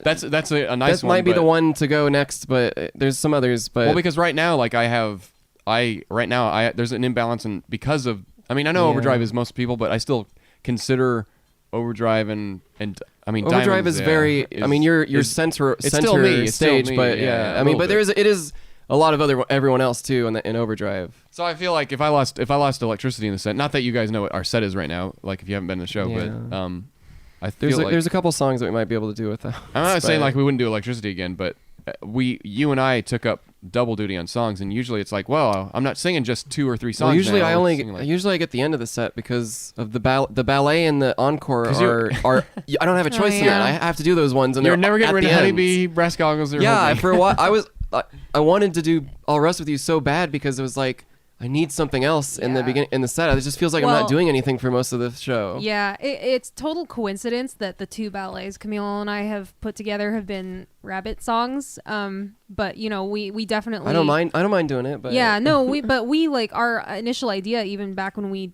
did Turn Back the Clock, was, okay, we're slowly over the years going to build up a repertoire of ballets so that we can switch songs out. We already we're throwing around ideas of like, what songs we could do a dance for that aren't a Rabbit song. So, I think it's, I mean, hey, I guess I got the finale songs. I guess I write the finale. I mean, I think Honeybee's in the middle, but yeah. But it feels good I like doing All Rest With You. It's really, really great to be doing something in the beginning of the show now. Yeah. But yeah, I mean, also, J-pop, like, yeah, they're not like, and I have Fire, that's another one. So it's like, I already have like enough songs, but we need some more Brian songs. That's what we need. And from there's probably 1 or 2 that we'll figure out to drop just to make room for all that. We also did away with the Gigi song, which helped.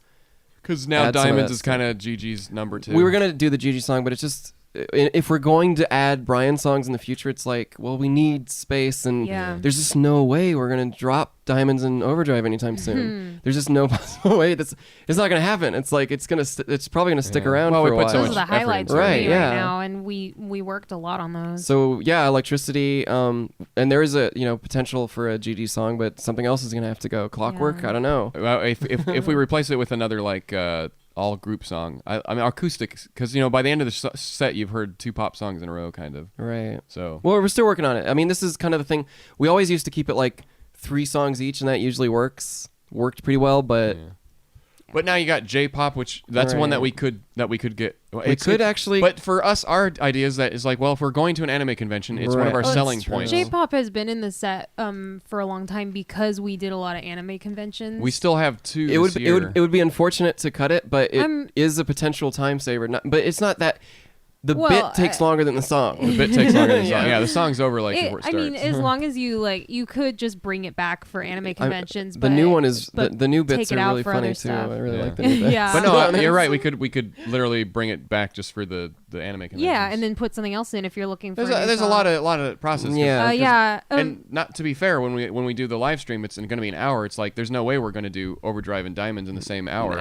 We're gonna it's gonna be like, come next month and see the other one. And also, if we put Diamonds in there, then we can't monetize the video. So in case we haven't said, I'm pretty sure maybe we should have said this. We probably did, but we are working on 0 songs. Like, it's just So no, I'm already in the recording process. Right? So, yeah. We're working on it. We're recording and also figuring out harmonies and stuff. But people have lots of questions about how much time we the got? set and everything, because 20 minutes. Still?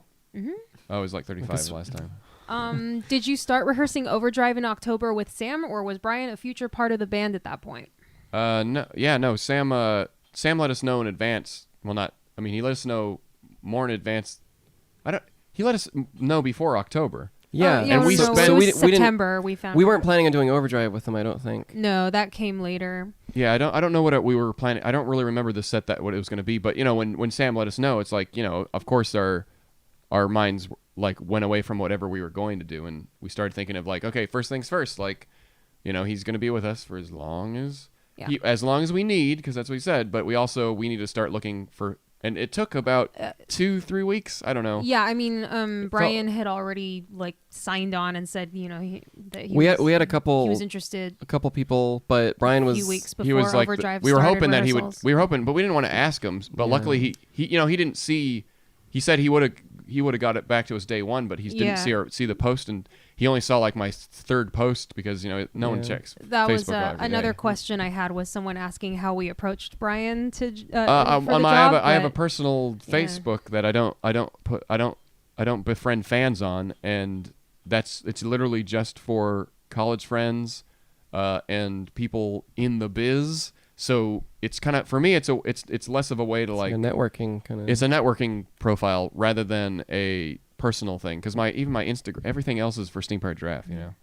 Like my person, that one he was interested in, he's talked about his reasons on the podcast for wanting to do this, but yeah, if you want, that's one of the free episodes on YouTube. If that's a video too, is it's funny actually. Some of the, I'm not going to say names or anything, but some of the people who were kind of interested, they didn't want to do the makeup.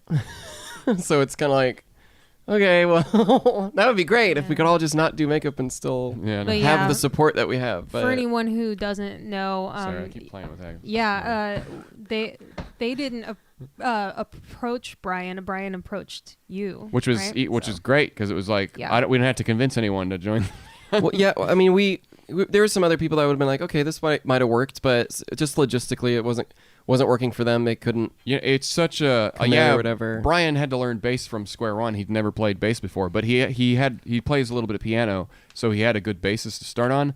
But like all his performance stuff, his audience interaction was just, it's on point. Like there's so much that some of the other folks, that we had in mind, not that they're listening to this podcast or anything, but I did feel like, that would have been something that would be new to them, even Sam to a degree. Like they all bring something different, and what Brian is bringing makes Bunny and I's jobs a little easier, because so much of what he already does with Shakespeare in the Park and his band routine, like he does musical theater and stuff.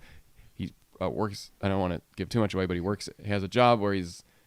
Oh, he did say he's talked about it before at the zoo. He works at the zoo. Like he's already knows how to interact with an audience, and he's kind of the best fit for the band, because he's a musician, but he also knows that theater kind of. Yeah, he's definitely a people person. He's definitely like right on top of that. He's a brilliant entertainer. So, and the minute you see him, if you haven't already, like in person, you're gonna instantly see that he's just a big ball of fun, and you're gonna love him. So yeah, he's been a great fit, and definitely it's a new type of energy in the bands. Like he's just done everything that we've kind of thrown at him. We obviously all have work to do to because we've only performed one show together, but we've been in rehearsals for a while. Like it's only gonna get better.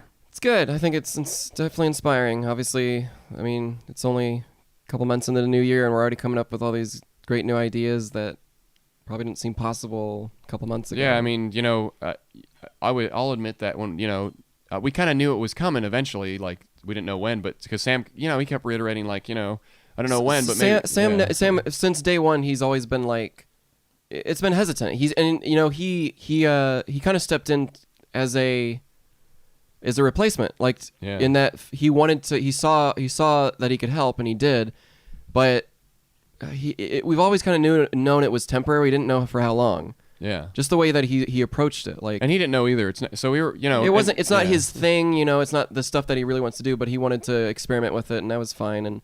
But all this talks that we had behind stage, it wasn't a shock when he finally said, "Okay, I want to go now." It was it's just one of those things, like, okay, because we had stuff he was keeping us going. him. To Sam's credit, like he saved the band. Like without him stepping in, like at that time, there was no one that was going to take over. Yeah. Like he saved us. He was already from performing a with bad us, situation. So he saw like I can do what this other person was doing, and right. And so he stepped up and like did it. And yeah, And you have to remember, like that was when we were first getting like out there, like right after the zoo. It's like he helped keep that momentum going, because without him, like I don't know who we would have turned to.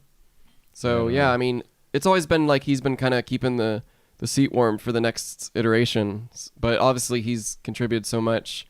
And yeah, we had other stuff planned, but you know, I don't. And Sam, you know, had to make a conscious decision of like, okay, I want to just put it out there to say like, okay, I don't know, I want to go, and you guys can decide when that will be. And that's what we did. We were like, okay, well, we found someone, and you know, he was on board with everything. You know, like he knew he knew Brian. We all know Brian, and he helped with the learning the basses and stuff. Like, I mean, I did a little bit with Brian like every single week, but Sam like made some videos for us, like, you know, showing off some of the more trickier parts that I could never do. And yeah, it was super helpful. Completely different environment than any other past members leaving or anything. It's been good. Is any other questions? Got a few more. Let's see. Here's a lore one. Is Commander Cosmo the same guy who owns Walter Robotics? Okay, well, that is explained in the timeline. I know all the Peters are named the same, but he had nothing to do with Walter Robotics. He's a Walter. He definitely had a scientific mind, but he's a related, I think. Yeah, right. He's a relative. He's definitely intelligent and all that. Like, but he's not. He never like got into robotics. The guy who owned Walter Robotics. No, but his family is definitely. It's like, you know, if your whole family is dentists and the one kid wants to go out and be an astronaut. Yeah, obviously, but you know, obviously astronauts are smart people, so he's obviously, you know, he probably had a background suitable for his career. But definitely no, he had nothing to do with the robots. He was actually, but he was there's so many, but yes, he was one of the fathers of a Walter that did work on the robots. I think the one in Vice Quadrant is Peter Walter the Fourth. Yeah. I don't Yeah. I'm sure there's probably some parent in the Walter timeline that's like, you have to work on the robots. If you don't, who will?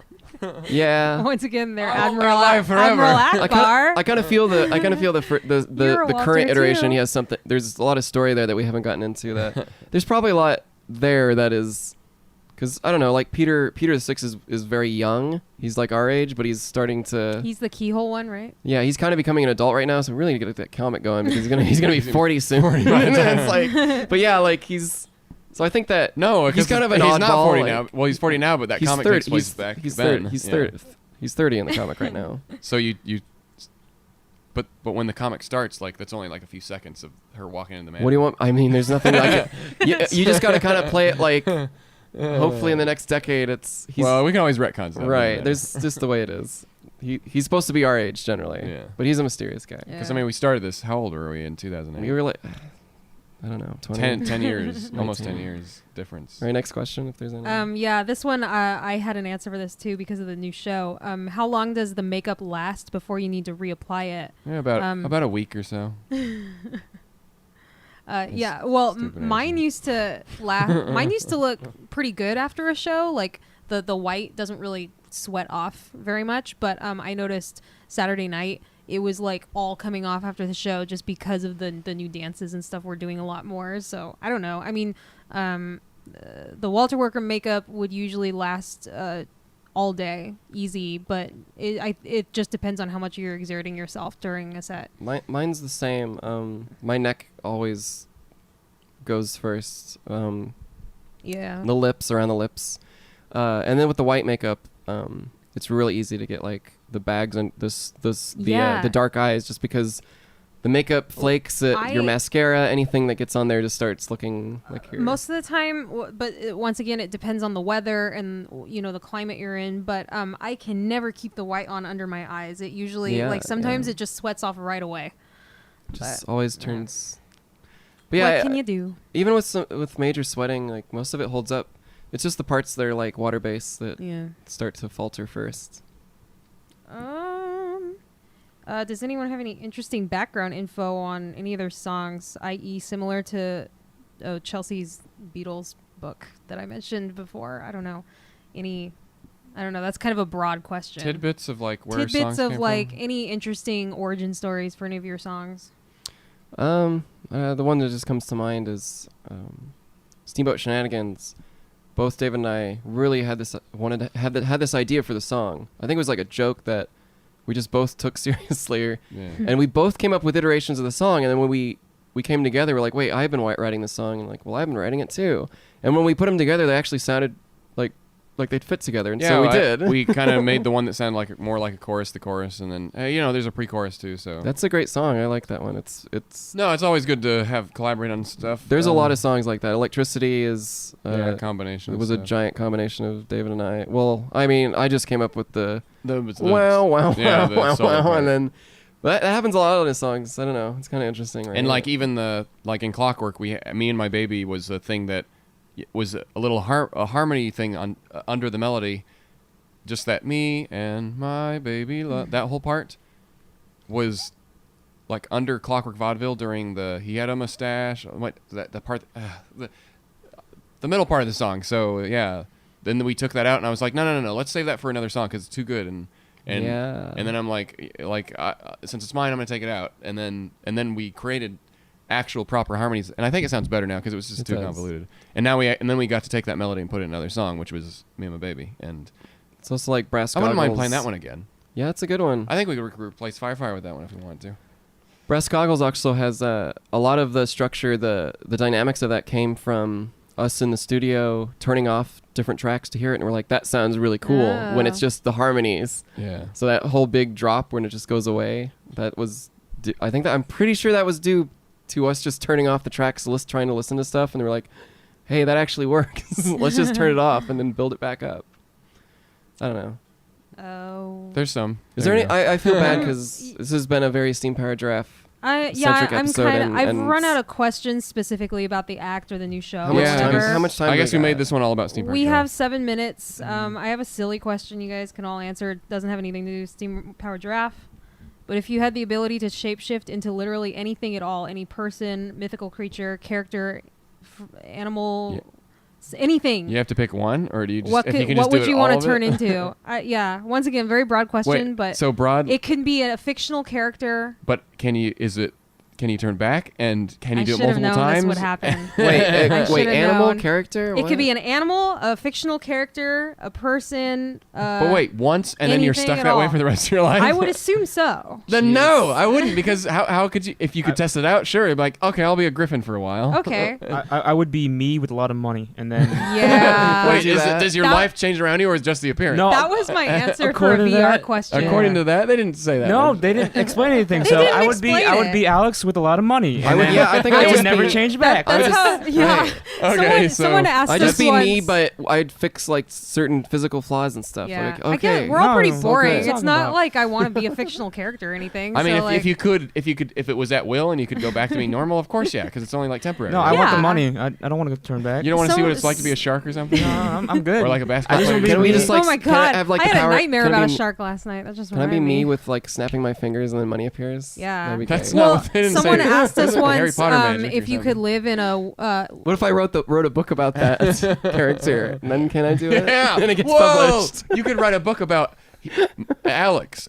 He looks like me, but with money. And then you're like, and then you publish it, and you're like, bam! I want to be this. I want to be this character. I want to be Alex with $100 in my pocket, and every time I take out money, it's still $100 in my pocket. So I'm just like someone asked once, like, if we could live in like one fictional world, like a VR world, like what world would you want to live in?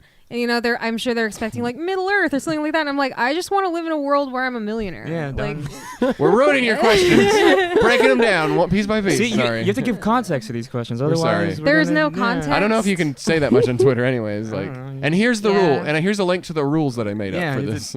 Set up a wiki. Because naturally, being people, we want to break it. This is how you get a lunch machine. Yeah. Yeah. What is this one called? This one's called the person. You guys need to realize that when you send really broad questions, this is what's going to happen. We need to like break it down and figure out the logistics. Next time, make a web page, make a blog about the rules. Someone's going to. And then we can answer it based in your I did confines. really want to end on a question that I knew would rile everyone up. So I mean, I'm angry sure now. a fan's already working on the webpage for the lunch machine. Like, Yeah. based on what we've talked about, putting together the rules and the laws of the just machine. it just has to make sense. Like the rules can't contradict themselves. It has to be clear cut, and then we can make a decision. Send us your questions, everyone. yeah. But here are the rules for the questions. Yeah, that's also my revised answer for the lunch machine. If Yeah. there was a lunch machine, I would meet me with a lot of money and borrow some money for myself. Yeah. Can you write me a check? Like because if you say it has to be a fictional character, and like, well, what makes a fictional character? That is a it's fictional published character. and a lot of people know about it. Like, how does this machine know Or, that? or this can I thing- be a character that I just made up in my head just Yeah, now? because I'm going to publish it in the future, so technically, can I be that character?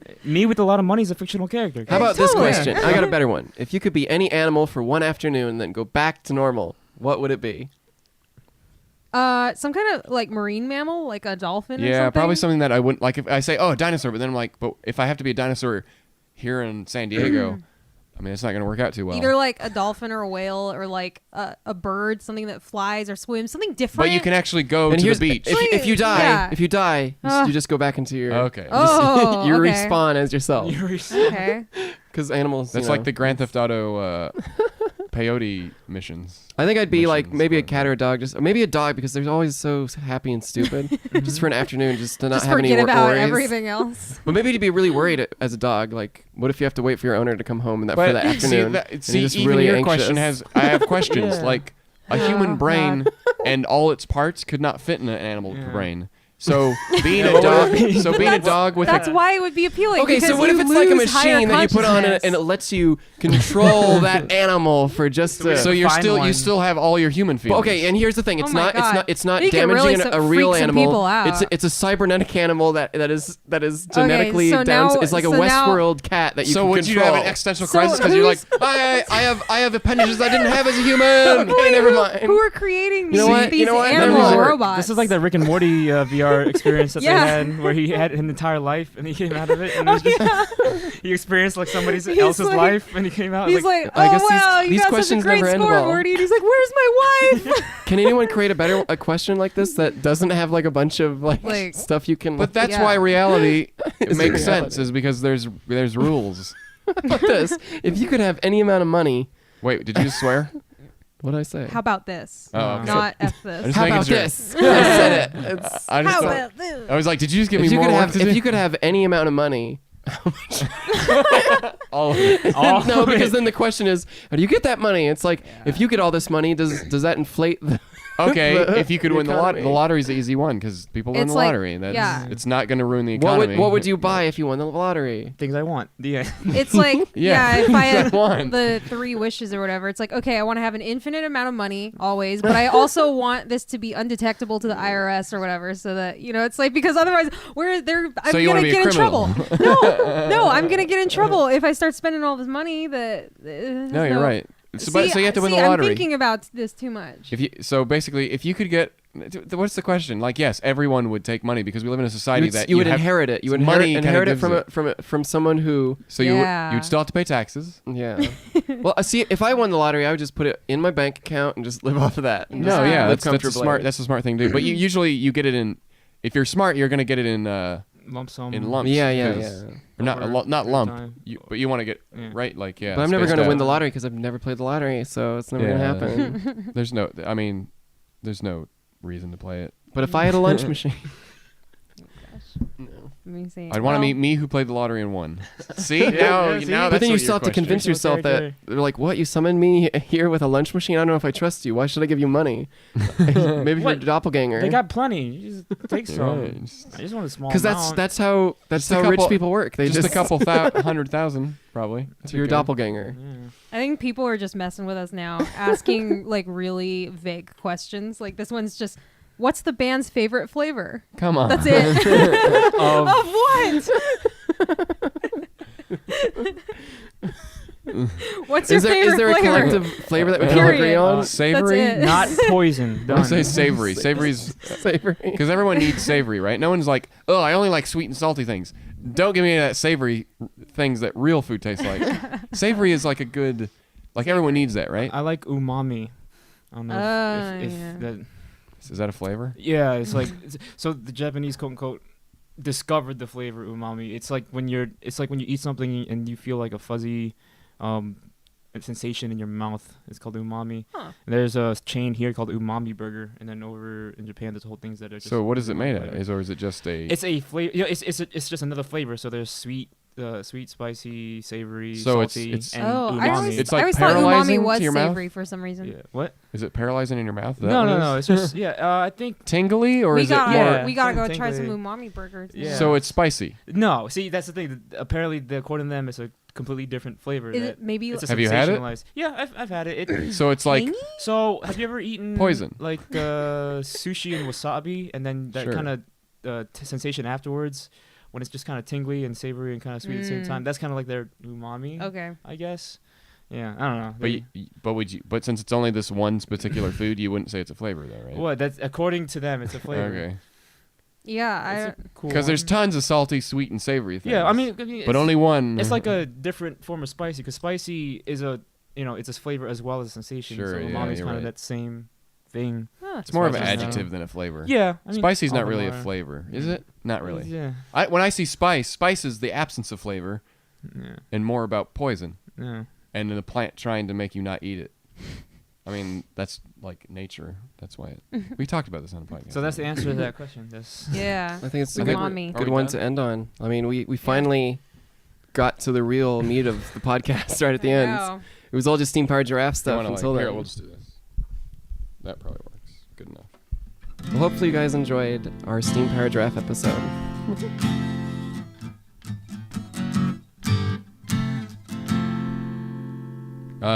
We'll do it slow now because it's been. Sure. It's a podcast from Steam Powered Giraffe. He was the Bennettarium. Oh, flavors,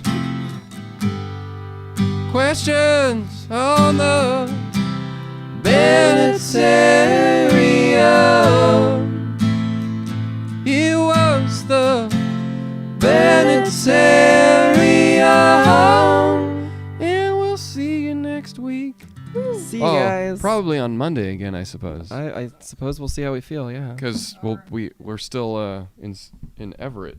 We fly. We get home around 2 p.m. on Sunday, so no time for podcast.